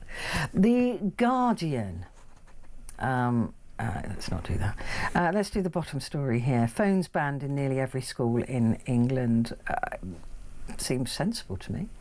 Yeah, well, there's been a lot of talk about it, but what the interesting story I think about the Guardian is talking about is there's been a survey and 15,000 schools surveyed, and they found that 99.8% of primary schools and 90% of secondary schools have already got bans of mobile phones in one way or another. So while politicians talk about let's legislate for all this sort of thing, what's actually happening in most schools, it appears, is that there's a pretty strong, it varies at levels of ban, but there's a ban already in place, which most parents seem to welcome, makes common sense, cuts down on bullying. I mean, some I think you've got to give them in at the morning and you get them back on your way home and things like that. But there are pretty much phone bans in place, and I think that's a pretty good thing, isn't it? Of course it is. And again, like you said, it's just that they want to legislate for things that are just common sense and that actually will find their way, because it does make sense. And why they're still arguing about it, I have no idea. What's staggering to me, though, is that they're having to ban mobile phones in primary schools. I mean, how young are these children with these I think phones? sometimes it's the parents who are at fault in some ways, because they're obsessed with being able to get hold of their child at any point. They want their child to be safe. Yeah, but at primary school, you have to pick your child up. Parents have to collect their children and drop them off. At the secondary school, I kind of get it, because you worry, especially in London, if they're catching buses and things like that. But there's no reason for a primary school child to be taking a phone to school. Right. None whatsoever, because you're dropping them off and you're picking them up. And all the studies say that they concentrate better in lessons and the classrooms are more focused if they don't have phones. And also the sociability of children in the playground. If they're just on their phones the whole time, they're not even playing football or talking to each other or whatever. So they just take the phones away, and then they have to socialise with each other, which is an incredibly important skill. I think they should do it for adults as well. I mean, the number of times you walk into restaurants and you see couples, or you assume they're couples, and they're supposed to be together, and they pay to go to a restaurant, and they're both looking at their phones. And let alone people who go to pubs and other places, and you think they're meeting for a social occasion, and everybody's looking at their phones. Your phone out? I completely agree with. Maybe that's our age, though. Yes, true. Yeah. But I completely agree with you. It's like, no, I'm sorry, I'm not playing second fiddle to your phone. Unless they're texting each other, which would be even weirder. Which would be even weirder. But no, I think that when I've been to the West End because going to the cinema for me is a miserable experience because of people on their phones. They've got the lights on all the time and all that. It's just other people anyway being annoying. But when I've gone to a premiere, which one did I go to? I think it was a Bond. It was Bond. Sounds good. One of the Bond premieres, and you had to give your phone. Because it was a premiere, and they didn't want you to. This was the one with a big twist in it, so we had to deposit. They gave us little pouches which were locked, and you had to hand in your phone so that nobody going in there could, snap it. And we had the Broccolis on stage talking about it and everything. It was great, but there was nobody on their phones, and nobody was allowed to even have a phone in the cinema. It was perfect. Great. I think they should do that everywhere. Lots of places. Lots and lots of places. Right, so The Guardian, let's move on. The Eyes, the same story. Trump backs down. Oh, I'm so glad that people are reporting this truthfully in the tariff war, but targets China with 125%. That's The Eye. Trump blinks. See, they're not going to be saying this in the US. They're going to be going, this is part of the plan. Yes. So Trump blinks but doubles down on China. After market turmoil, President announces a 90-day pause. I hope he sees the world's papers. They're not going to let him see them, are they? No, but he's always on his social media, so hopefully you'll see a bit of it there. Hopefully you'll see everyone going, you're a coward, Trump. Mind you, that would just goad him into doing more, wouldn't it? The Times. This is exciting news. A simple home spit test can spot prostate cancer signs. Now, this would have potentially saved my father. Because I think his generation of men are just a little bit nervous or embarrassed or whatever to go and have the prostate test with their GP.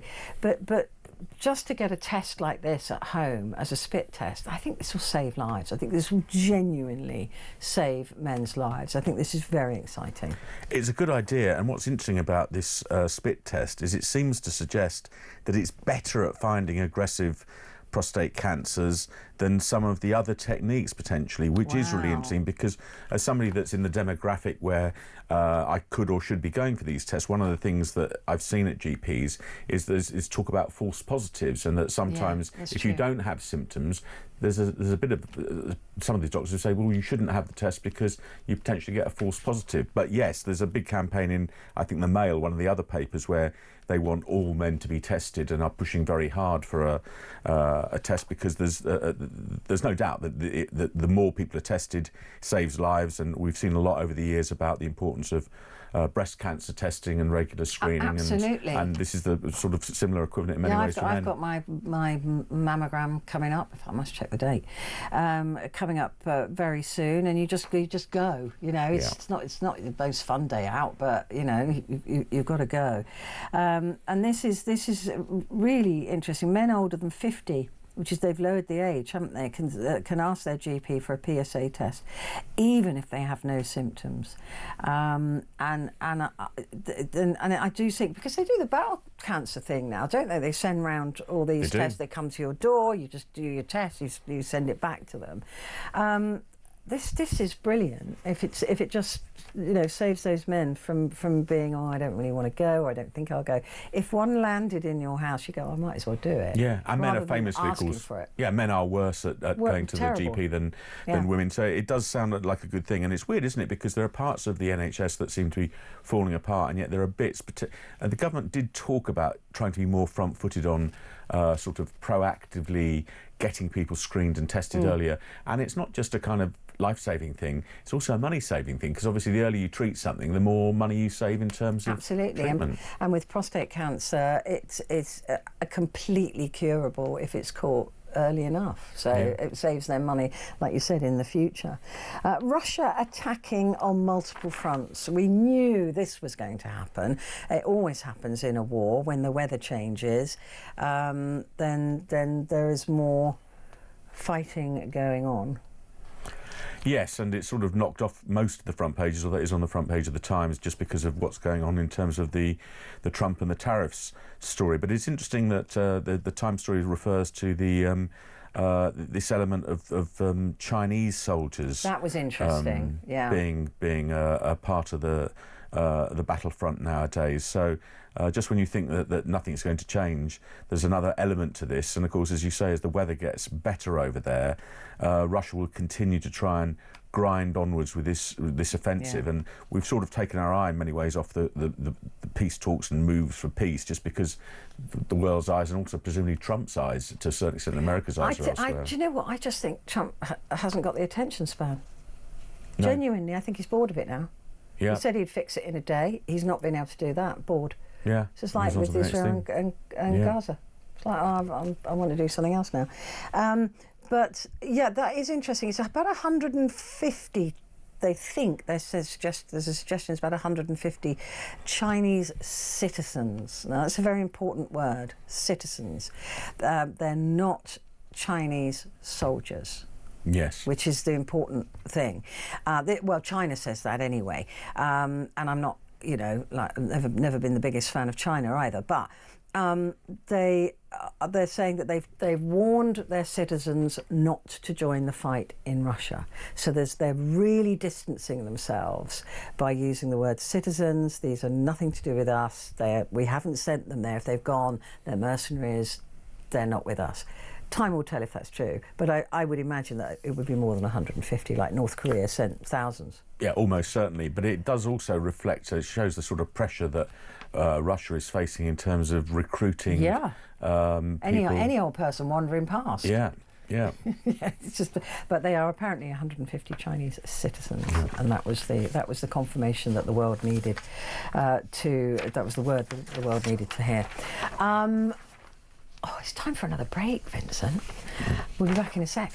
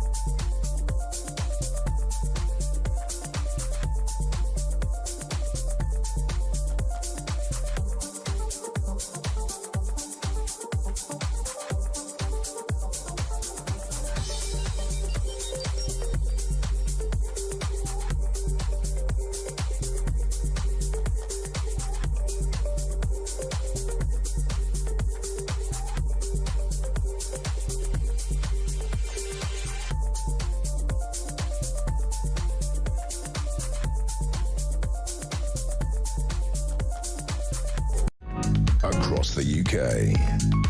On DAB+, on your smart speaker, on your smart TV, and on your side.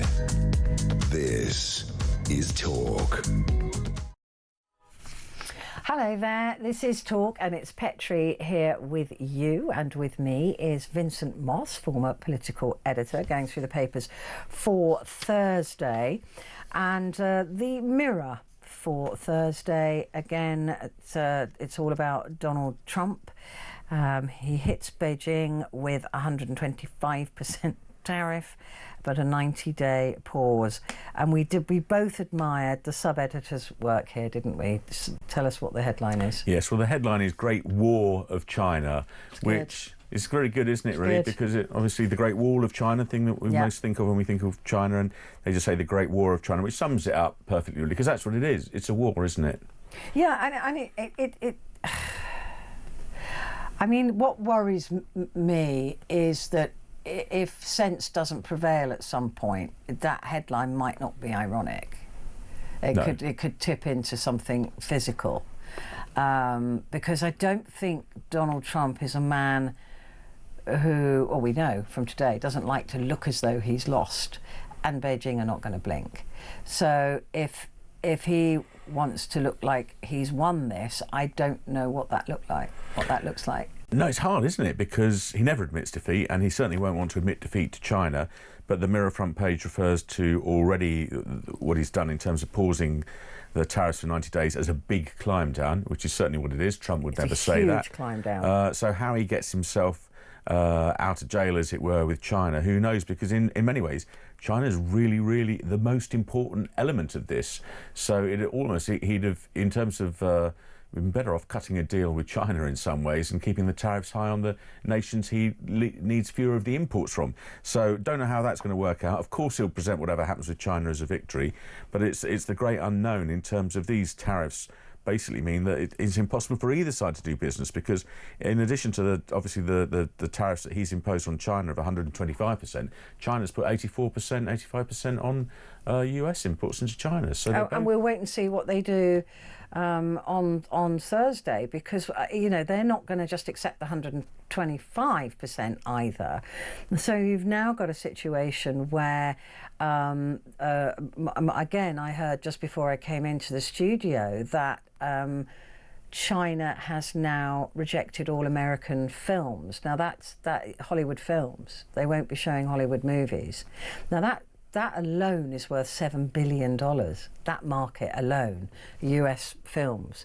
And so that actually points to a cultural divide. This has gone from being just about money, although this will affect Hollywood massively, but it also, it's a cultural, so we don't want anything to do with you as a country.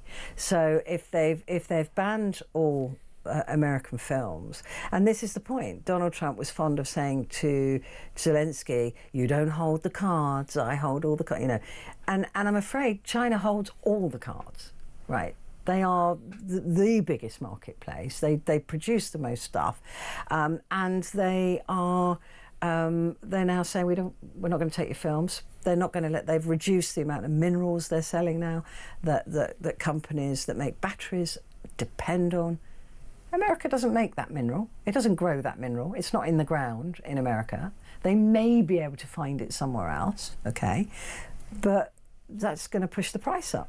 Absolutely, and even if it can find it from somewhere else, whether that's Greenland or Canada, they're going to charge a fortune, and it's going to take ages. Yeah. It'll take years potentially. So it's a war that probably the president's going to blink first on again, and he needs to resolve fairly quickly, because otherwise American factories are going to grind to a halt, and American consumers and householders find their bills going through the roof for a lot of everyday items that they buy. But how do you make it look like a win? I mean, all the papers here are saying, Trump U-turn, blinks first.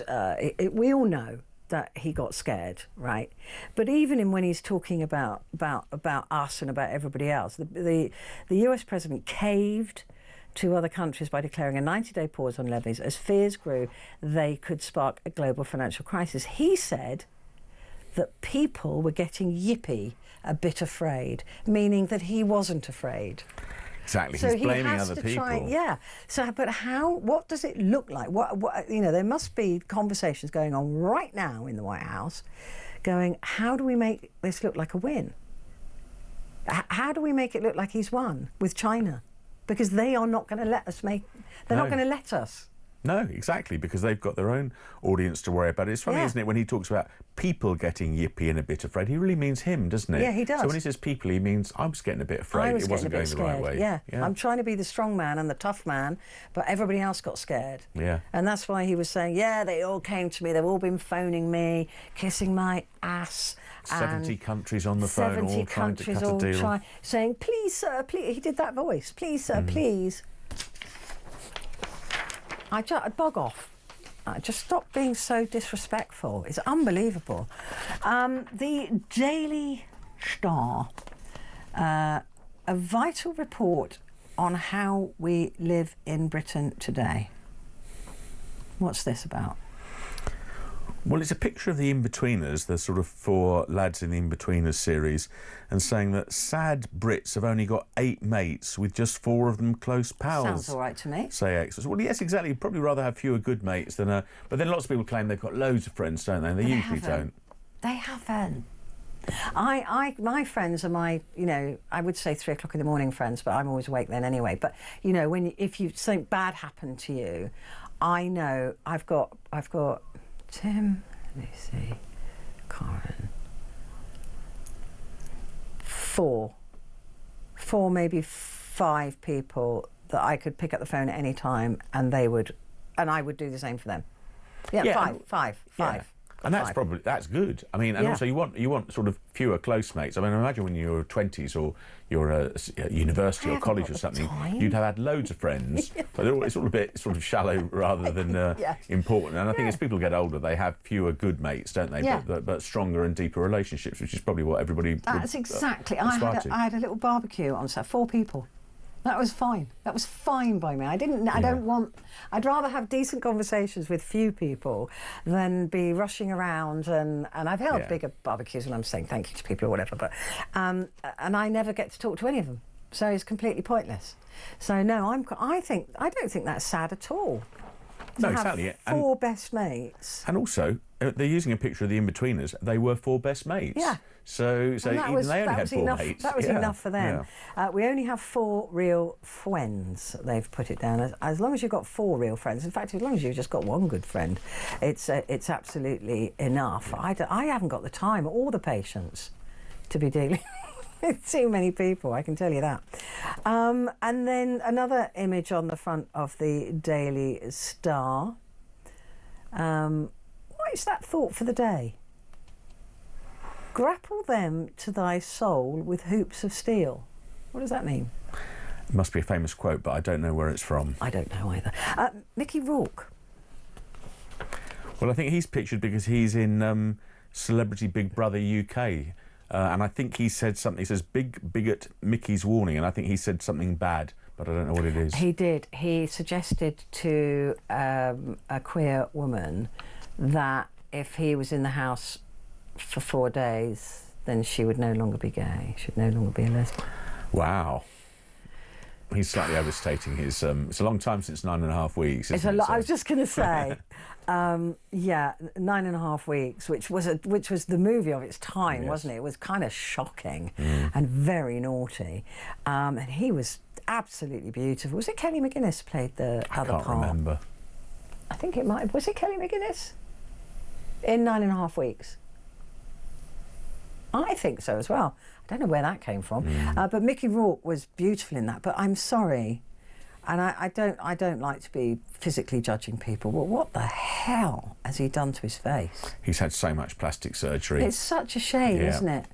Because he was beautiful, and if he'd aged, he would still be beautiful. If he'd followed the same trajectory as his beautiful face, he would still be beautiful. It's Hollywood. That's what it does to you, isn't it? God. And then at the top of the Star, the War of the Jezzers. Jeremy Clarkson and Jeremy Vine.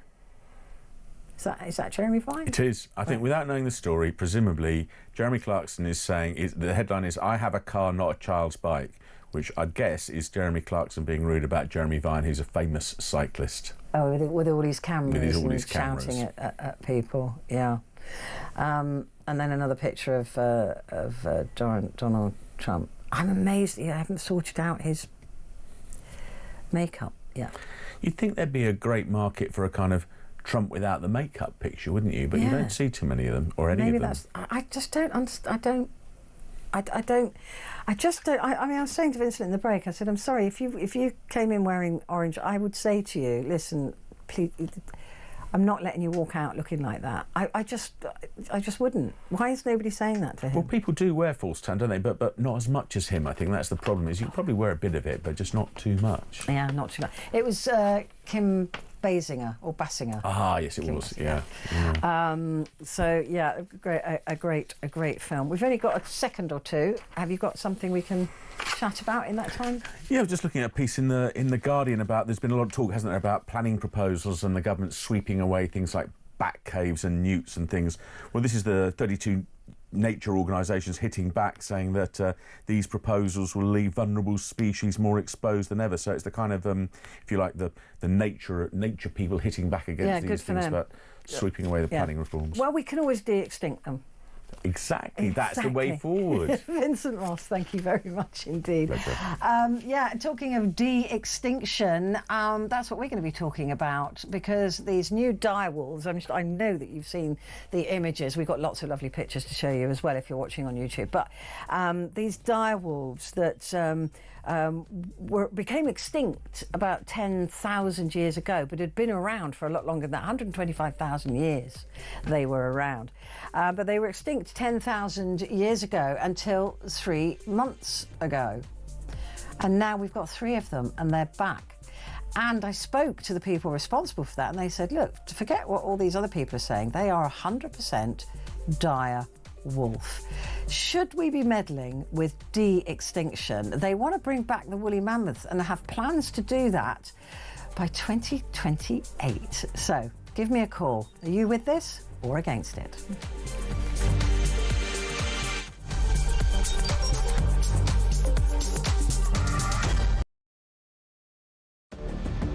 I can announce this government will begin the biggest sustained increase in defence spending since the end of the Cold War. We will deliver our commitment to spend 2.5% of GDP on defence, but we will bring it forward so that we reach that level in 2027. The answer from European capitals has been as resounding as it is clear. We are in an era of rearmament to respond to the short-term urgency to act and to support Ukraine, but also to address the long-term need to take on more responsibility for our own European security. On Saturday, we also agreed a new £2.2 billion loan for Ukraine, backed not by the British taxpayer, but by the profits from frozen Russian assets.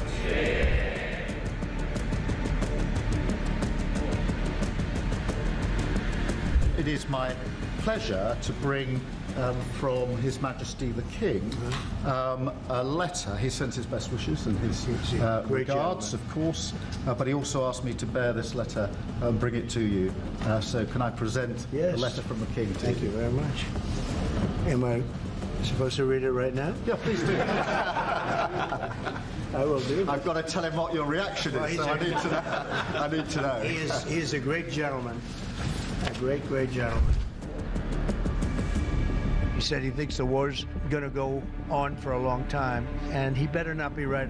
Well, I just think he should be more appreciative, because this country has stuck with them through thick and thin. We've given them much more than Europe, and Europe should have given more than us, because as you know, that's right there, that's the border. What kind of diplomacy, JD, you are speaking about? What do you mean? I'm talking about the kind of diplomacy that's going to end the destruction of your country. Yes, but if you are not Mr. President, with respect, I think it's disrespectful for you to come into the Oval Office and try to litigate this. Across the UK, on DAB+, on your smart speaker, on your smart TV, and on your side. This is talk.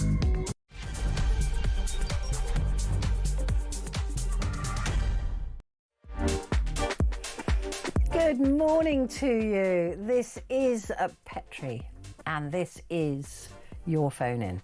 So I want you to give me a call and let's have a chat. This is my last show this week, so it's my last chance this week. Back on Monday though, obviously. But I want to talk to you about de-extinction. This is a term that I never thought I would use, but it is now de-extinction, right? So the return of the dire wolf. So I spoke to Colossal Biosciences at 10 o'clock. I could have kept talking to him for I had so many questions. And I started by saying, look, a lot of people are saying these are not dire wolves. They're just grey wolves who've had their DNA manipulated. And he said, no, that is not true. They are 100% dire wolves. If you're watching on YouTube, oh, that's them howling apparently. Oh, I want one. So that was when they're now 3 months old, and you'll see some images in a moment of them as you know, growing up. They're still puppies, but they're massive.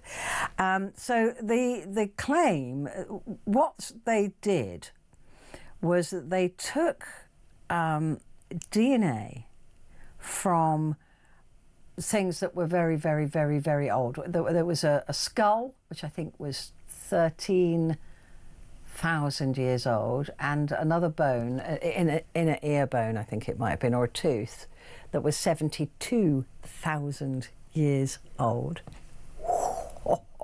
So they take the DNA from that, and it's all brittle, right?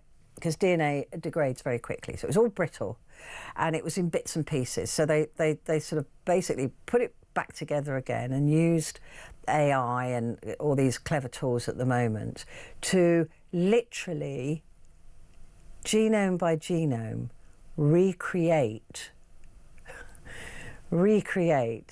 these genes. They then put that in with the closest to it in terms of, you know, forming an embryo, which is a grey wolf, which is 99.5% the same. But what they have now is what Colossal are saying is 100% dire wolf back from extinction. Now just think about that for a moment. This is the first time this has ever been done that we know about, and it is extraordinary. It is scientifically mind-blowing that it is possible, and that these things are now in existence. These creatures, these beautiful creatures, are now in existence in the modern world. And I did ask lots of questions like, you know, can you really create a dire wolf if their upbringing is different? They're not in a pack, for example. They're not hunting for their food. They're probably living, in terms of a wild creature, quite a lovely life, which a natural born dire wolf wouldn't do. So that's, if you're watching on YouTube, that's them now. That's them at 3 months old. So should we be doing this? Should we be doing this? Now, Colossal, if you remember not that long ago, a couple of weeks ago maybe, we were talking about a woolly mouse, right? They'd produced a mouse that was woolly, and that was genetically partly woolly mammoth, right? And they think that they're saying that they will have a woolly mammoth in this world by 2028, which is mind-blowing. But does this fall into the brackets of just because we can do it, should we do it? I mean, if I was a scientist, I don't think I could be trusted, because if the science was there, I'd be wanting to, because I'm so curious. I need to know what would happen if, and how that would happen when, and all of those things. I would not be, I couldn't be trusted. And this is different to cloning, right? So we know about cloning. We've seen cloning. Cloning's been around for a while. And I did say earlier on in the programme that it's only morals and law that prevent us from cloning human beings, or de-extincting, if that's a word, human beings. But if you think for a second there isn't a lab in Siberia or China or North Korea where they're not cloning human beings, then I'm afraid I'd have to say to you, you're naive, because not everybody has the moral compass, not everybody has the laws. If the science is out there, then scientists are going to do it.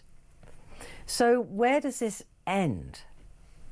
How does this end? We've all seen Jurassic Park, and if you can bring back a direwolf from 10,000 years ago, presumably using the same technology, you could bring back a velociraptor or a T-Rex, like they did, not quite like they did in Jurassic Park. But is that what we want? I don't, and I think some things go extinct for a reason, right? But a lot of things at the moment are becoming extinct because of us.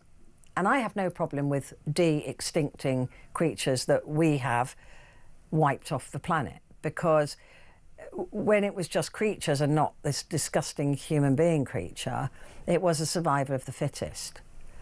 And we've leapfrogged all of that, and now we are in charge of the planet, the least well qualified to do that. We are revolting and disgusting, and we don't care.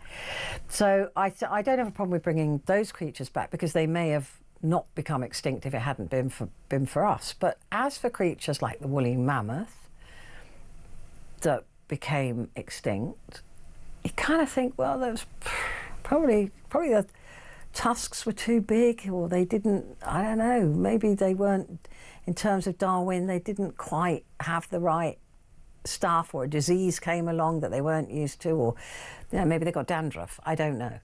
But they're going to bring the woolly mammoth back. Now, as much as I want to see that, I really want to see how far they can go with this science, it's probably not the best idea.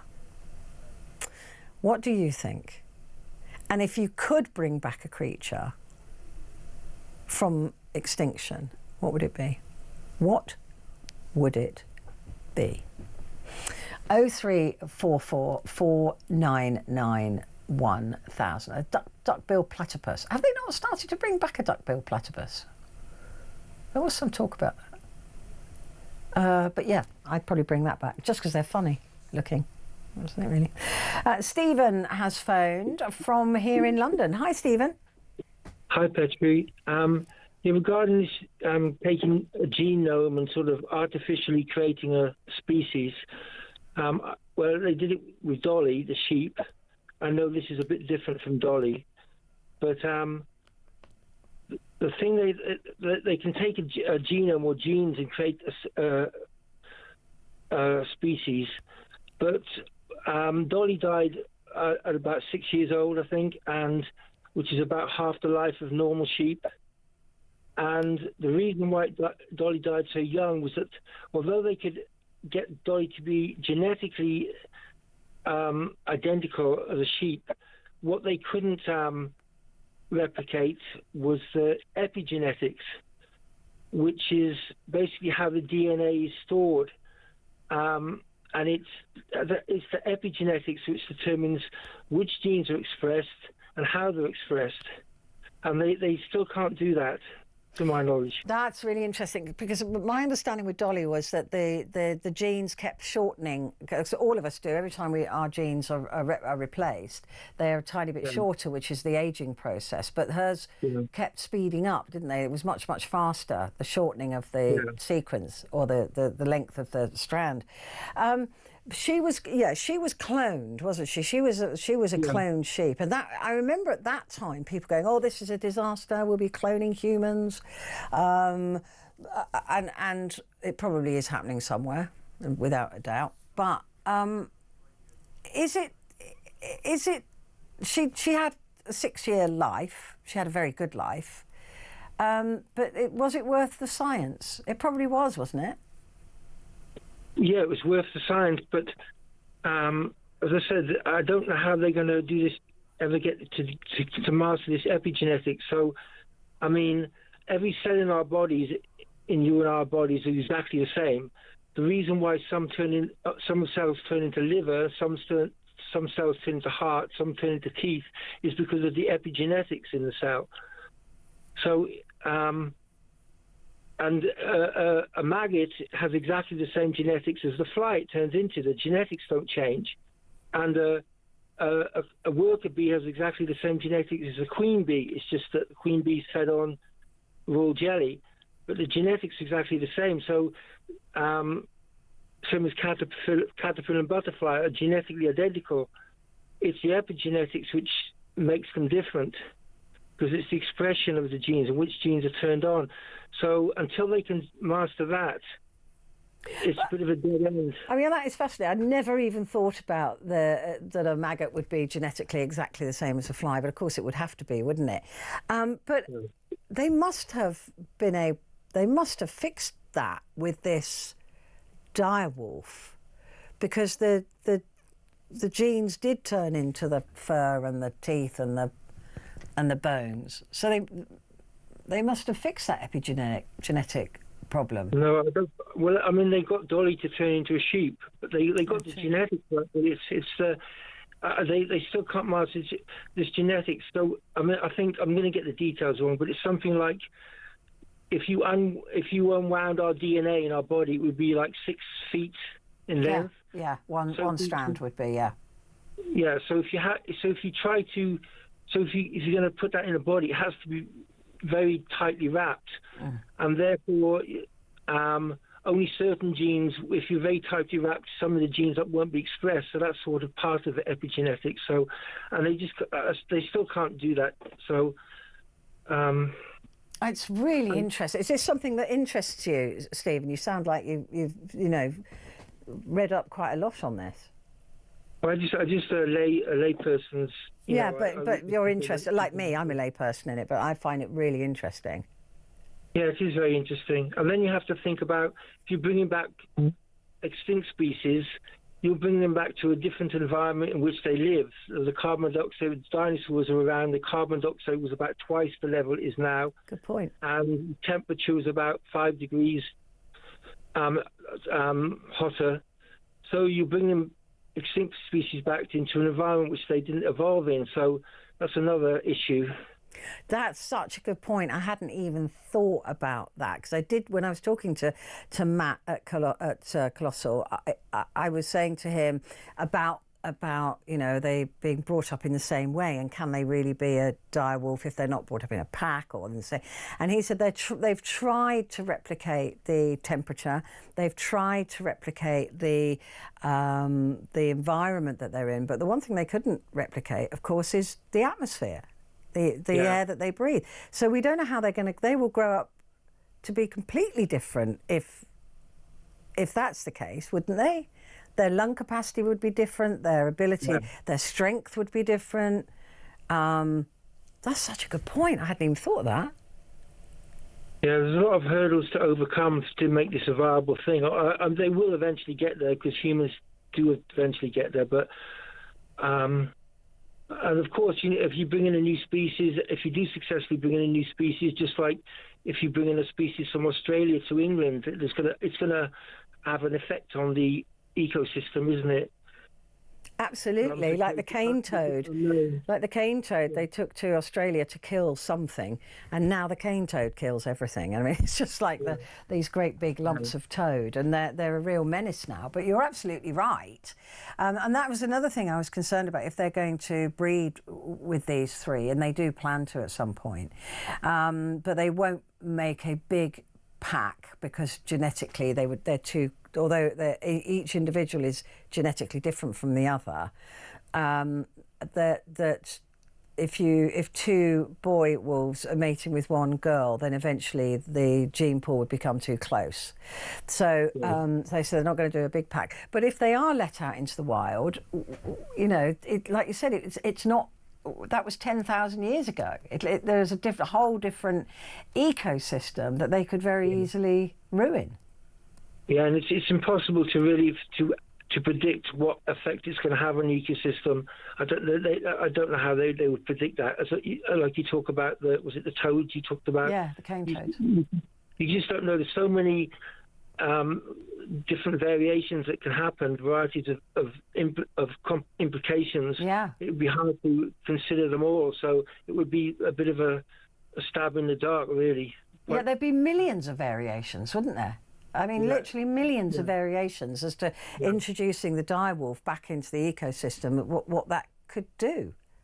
Yeah, because it affects one species, and if it kills off that species, that's going to affect another species. Exactly. So it's just infinite, isn't it, as you say? So, yeah, it's... And you know, finally, it could be that it creates a disease that wipes out the human species. It's risky, definitely. I mean, we'd probably find a cure for the disease before it killed us off, but the ramifications are just unfathomable, really. Yeah. Oh, it's fascinating. It really is. Stephen, thank you for that. You've really given me some stuff to think about. It's brilliant. Let's take a break. I'll be back in a sec.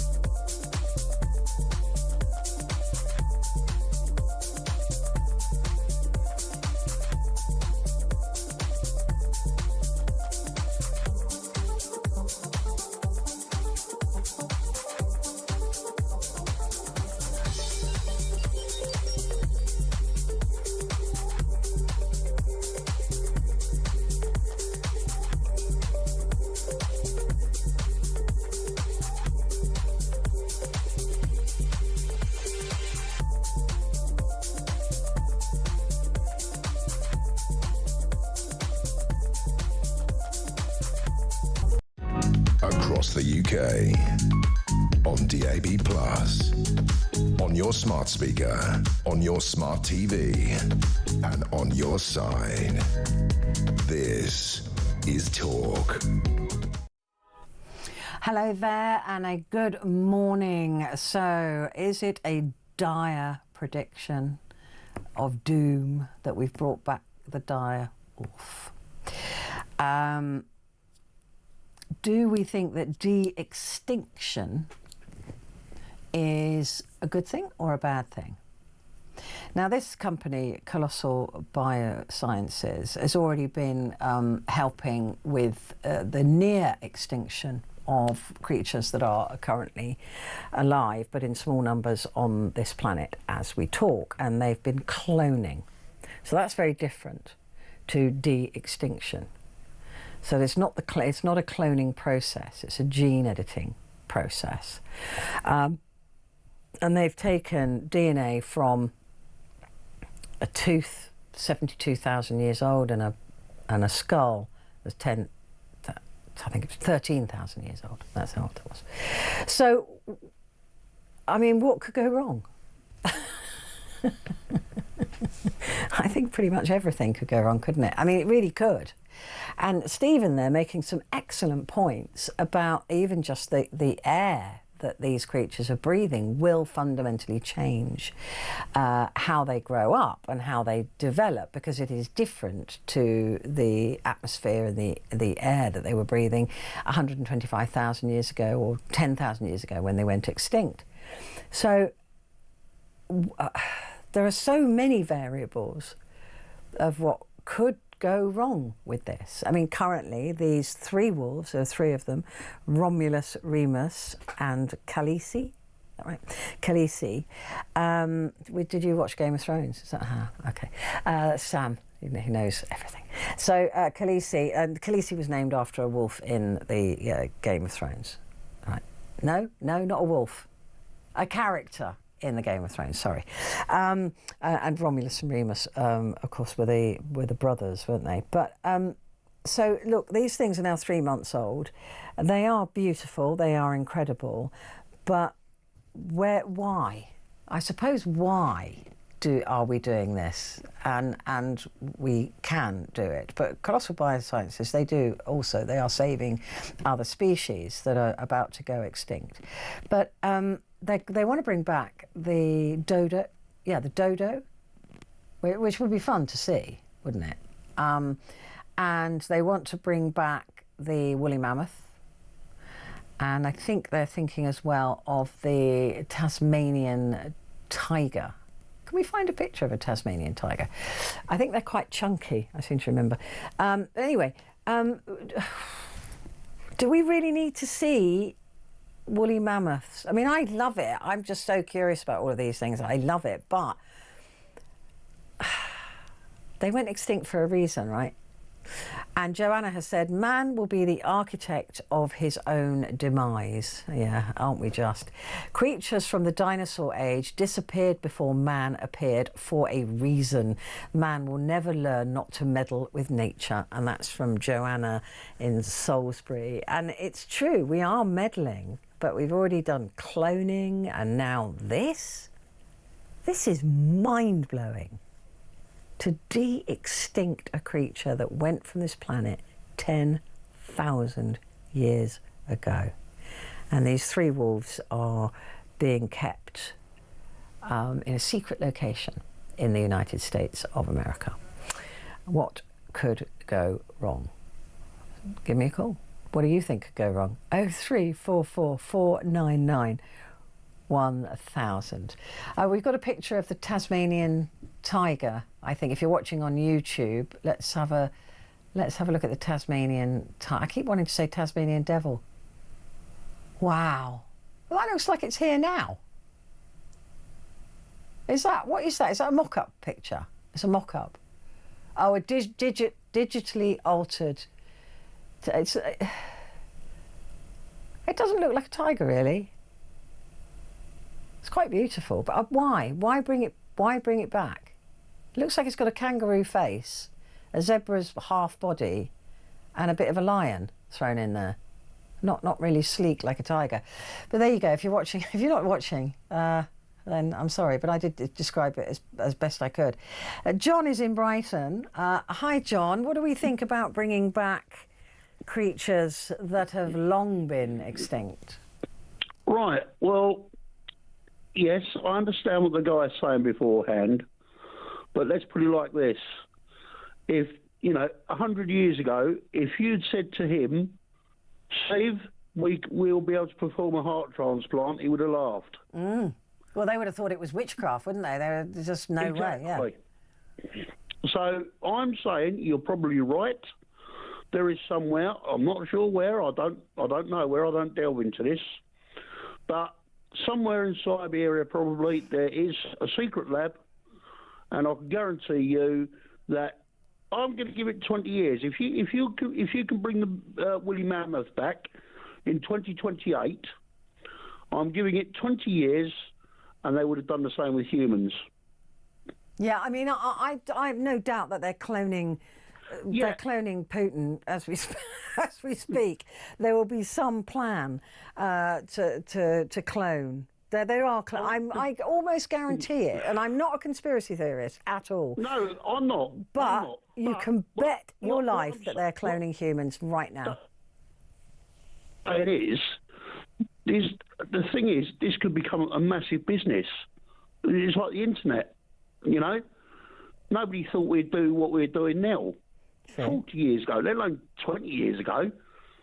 You know, this could become a big business. You know, like nowadays you see adverts on the telly saying, have you planned your funeral yet with blah-de-da-de-da-da? You could get this. Have you planned your resurrection yet? Oh, my God, that's not a bad thought, actually. It is a scary thought. Yeah, because Disney... It could happen. Disney, Mr. Disney, Walt, has cryogenically frozen himself, that's right. Yes, But if you could just de-extinct him... you could, couldn't you? You could dig up his head. Quite easily, yes.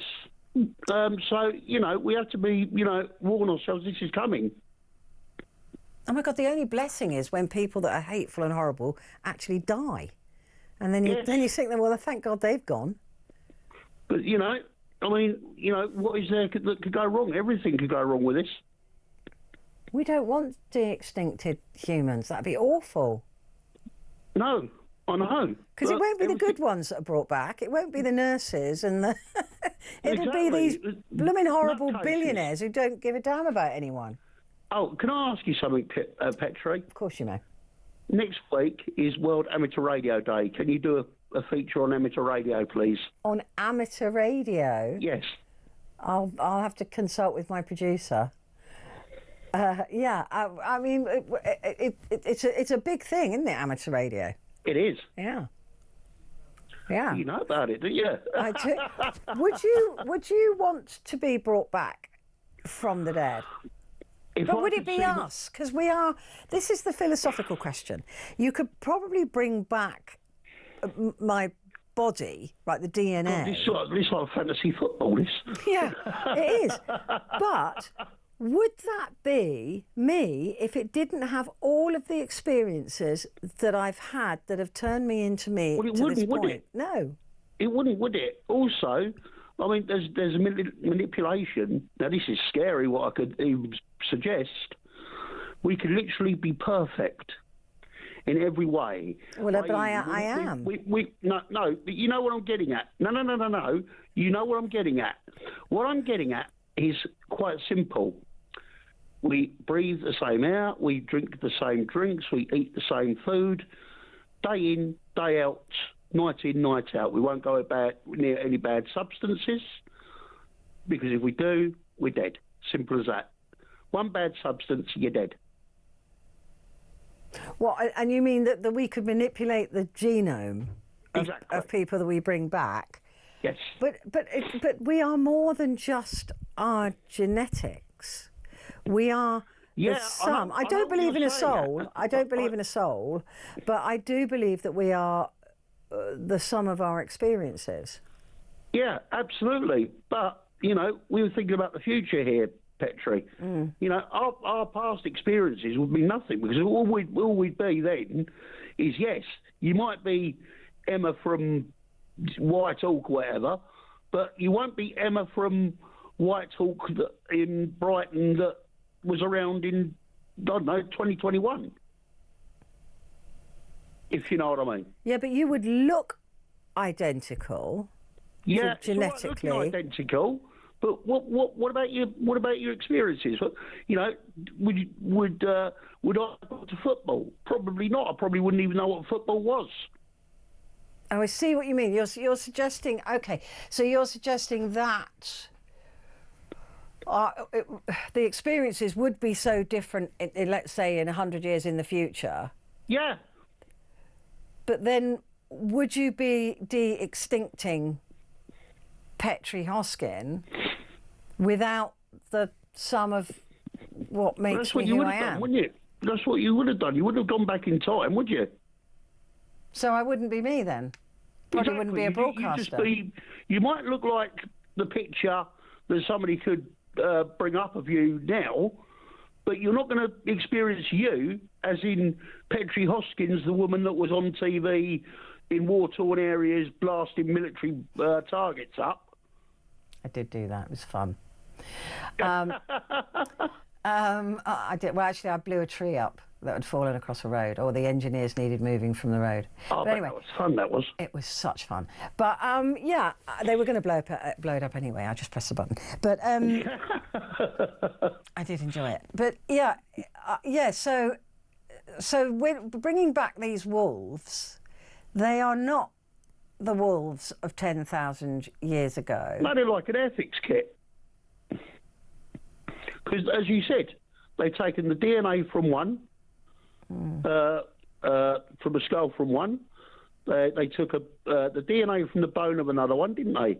Yeah, but I think that those are separate. You basically got a sort of scientific ethics kit. No, my understanding is that the DNA from each of those historical things were kept separate. So that's one wolf. And that's another wolf. Yeah, that's my understanding. Because when I was talking about them breeding, he said they are genetically individual.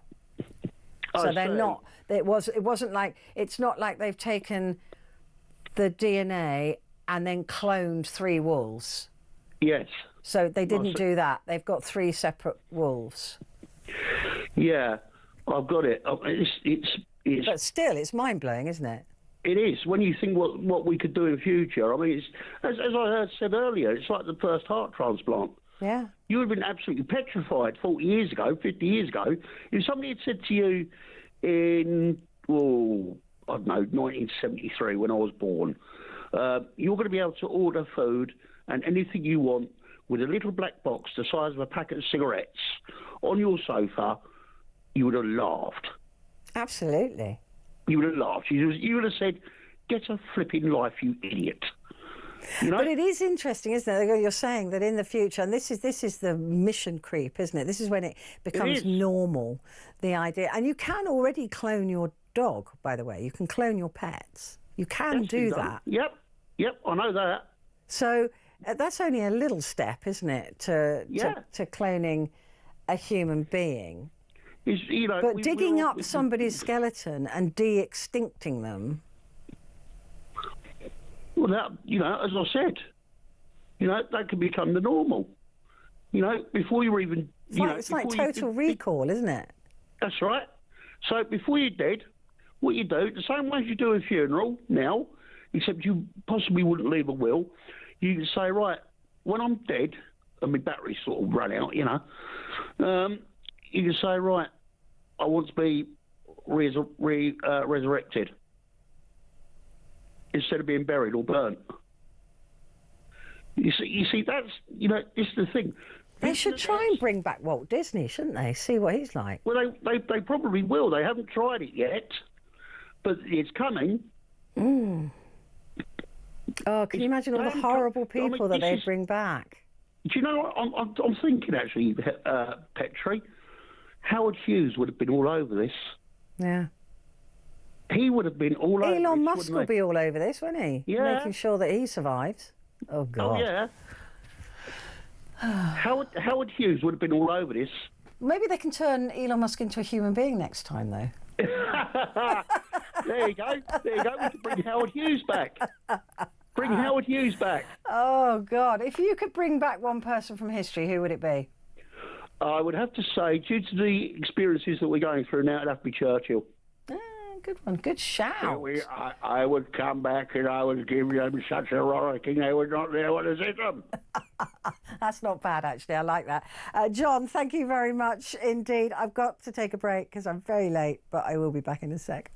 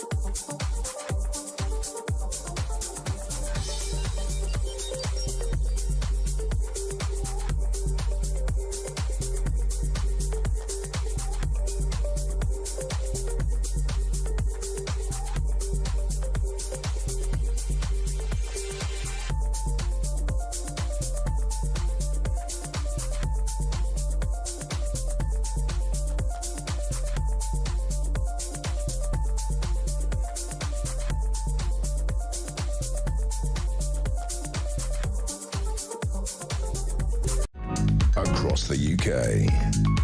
On DAB+. On your smart speaker. On your smart TV. And on your side. This is Talk. Hi there, good morning. It is Petrie here with you. I don't think anybody would want me to be de-extincted. I don't think I'd want to be either, to be perfectly honest. One go around this crazy planet is enough for anybody, I think. Anne has sent me an amazing message here.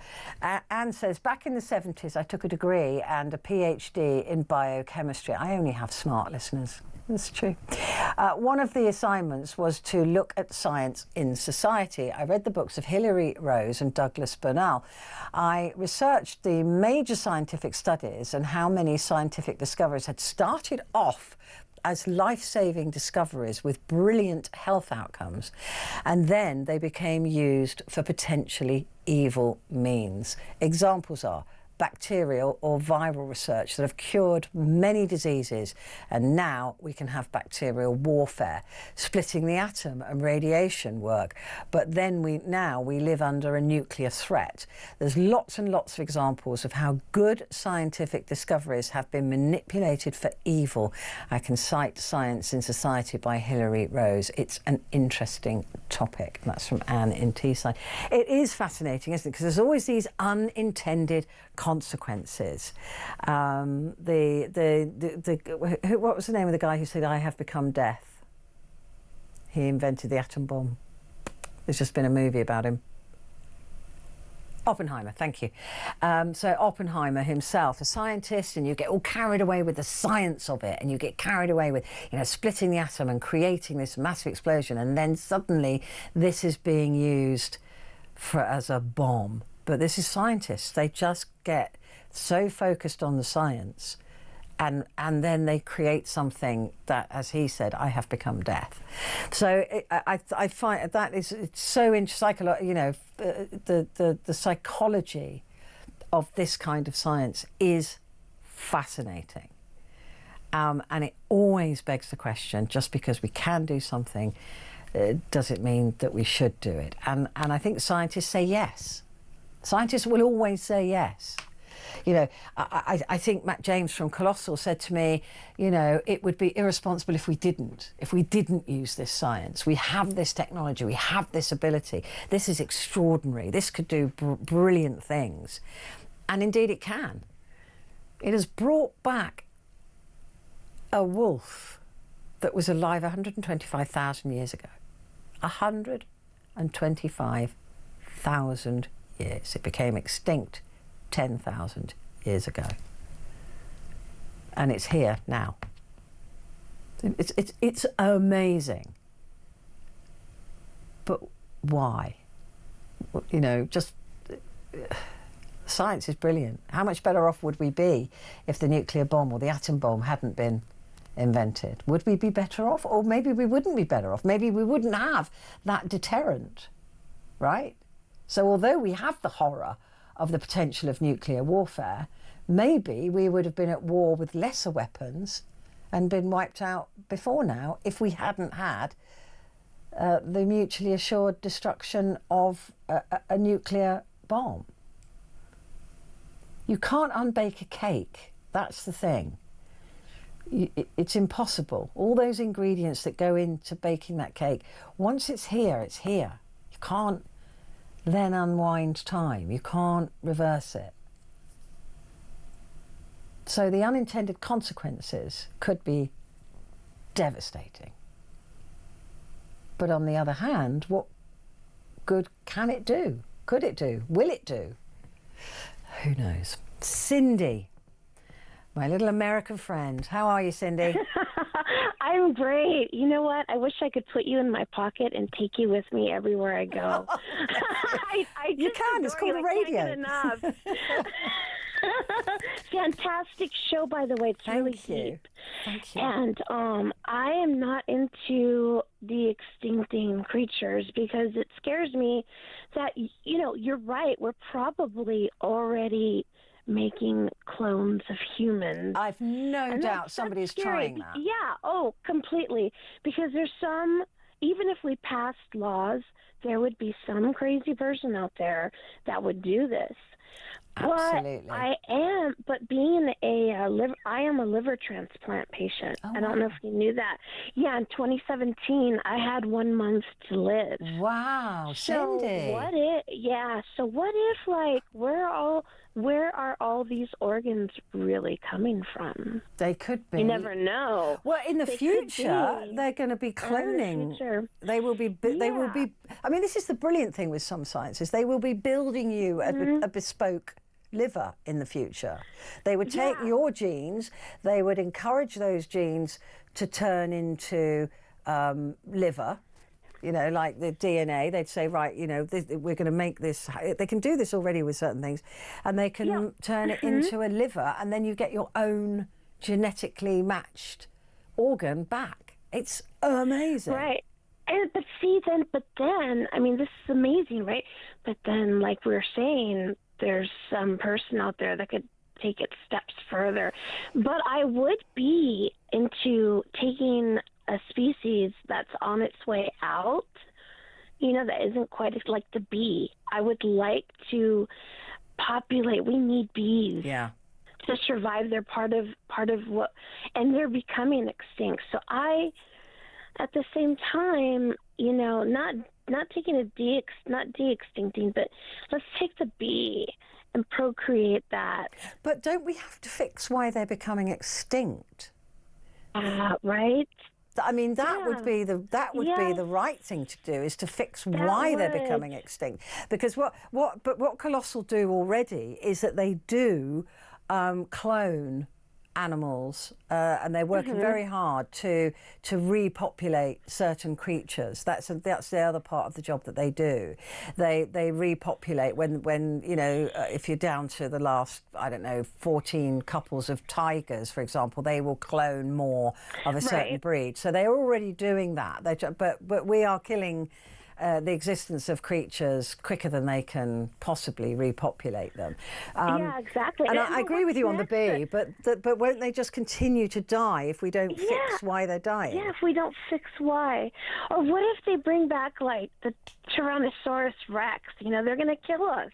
It's going to be Jurassic Park. I know. Well, or what if we're going to become the Matrix? You know, this is kind of scary territory.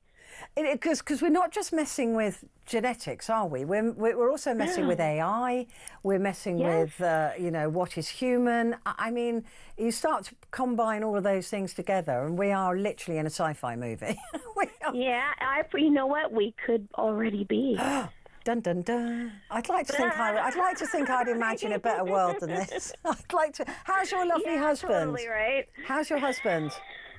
Oh, he's good. He's right here. Hello. Hi. How are you? I'm good. How are you? Doing great. Great. Excellent. I'm so pleased. How are your 401ks? I don't even have a 401k or 401k. Okay. Yeah, so I'm a retired veteran. I get Social Security and my VA pay. Good. So. Is that still okay? Yeah, it's still okay. Good, because we keep hearing about cuts to the VA and cuts to services and things, but you're all right. Yeah, they're not really. Well, I haven't seen the cuts, but you know, they may have just cut like the VA part of the government part and parts that they don't need. So. Well, I hope that's the case. If they do, you tell me, and I'll go and have a word personally. All right. All right, sounds good. She wants to talk to you again. You take care. Petrie's my friend. You're mine. Bless you, but I think you're adorable. You're absolutely adorable. I definitely de-extinct you. I am coming to England. I've got my ticket in November. Well, you must pop into the station. Yes, I want to. I want to meet you and Mike Graham.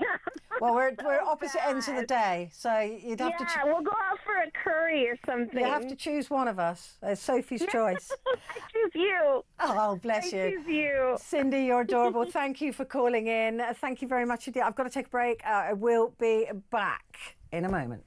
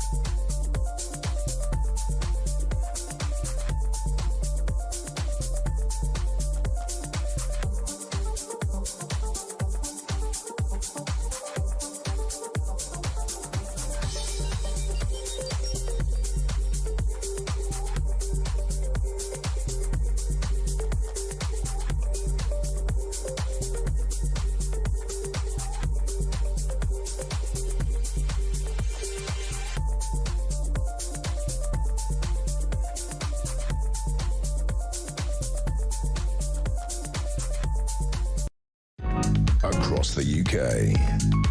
On DAB+, on your smart speaker, on your smart TV, and on your side.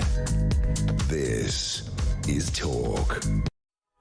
Hello there, good morning to you. We are talking about the return of the dire wolf after being extinct for 10,000 years. The term, which I've never heard of before because it's never happened before, is de-extinction.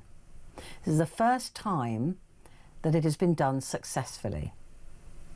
So they have managed to bring back genetically different dire wolf puppies. They are now 3 months old, and they are at a secret location, possibly the most valuable creatures on the planet at the moment, in a secret location in the United States of America.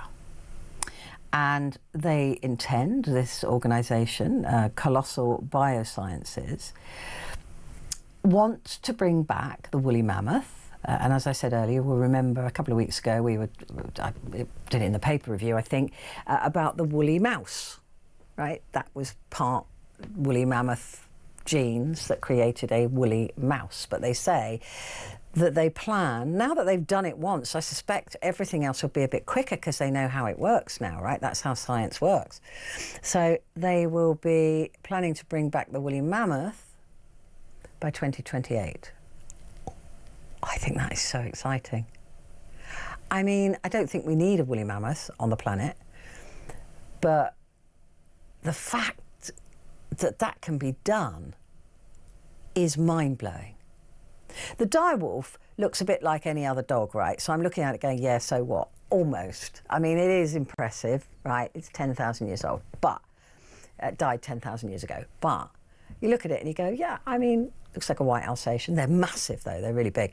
But if they could bring back something like the woolly mammoth and we could see that walking on this earth, mind blown, right? Because that is something that isn't like anything else. A lot of people go, well, they're like the elephant, but they're not really. Well, you could stick a Donald Trump wig all over a elephant. Actually, you could do that. That would look very convincing. So the woolly mammoth back. They want to bring back the dodo as well. Human beings wipe them out. So I don't really have a problem. But why? Probably because they've got some DNA of the dodo. A duck-billed platypus. Love that. Because they just look funny. They look great. So should we be bringing these creatures back? And the science is there. Don't forget, science is there. So they could bring back a human being. They could. I mean, they could. They say they won't, like they said they won't clone people, but you know there's a lab somewhere where they're doing that, or they're trying to anyway. So would they bring back dead people? All those people who are cryogenically sealed somewhere. You could start with them. Wow. Blimey. Robert, good morning. Good morning, Petrie. Well, there is one they should bring back. It's a lesser-known dinosaur called Tyrannosaurus enopaus. Yeah, I don't think we want to see that dinosaur back. Well, it won't be. No, but in all fairness, look, you're saying you think he's exciting. I thought you was an animal lover. Listen, we're killing species all over the world. Why don't we put our resources into saving the ones that we've already got? What do you think about that? I totally agree with you. And this organisation, Colossal Biosciences, are doing that. They are working on species that have been are very close to extinction, and they are cloning them, and they are making sure that the population doesn't die out. The trouble is that we're killing them so quickly, and we don't even know what species we're killing. There are species we've never seen that we're killing that are vital to our system. If they do this, I think, I'm not that religious, but I think it's the beginning of the end. I think God said, right, I've had enough of all this. They've mucked it right up. I've already sent them plague and pestilence with COVID. What have they done? They've had another couple of wars on top. No, I've had enough of it now. We're going to start again. Genuinely, without any celestial being, we're messing it up anyway. And I do think that we probably need some time out as a species, as an entire species. We need to be wiped out. Well, I was sitting in the garden today, and there was 2 ants by my foot. And I heard one of the ants say to the other one, he said, "I'll tell you what, Harry, keep your head down, because sooner or later this is all going to be ours again." Do you know what? It's not. I genuinely think we are heading that way, and I think that we need to be wiped out, right?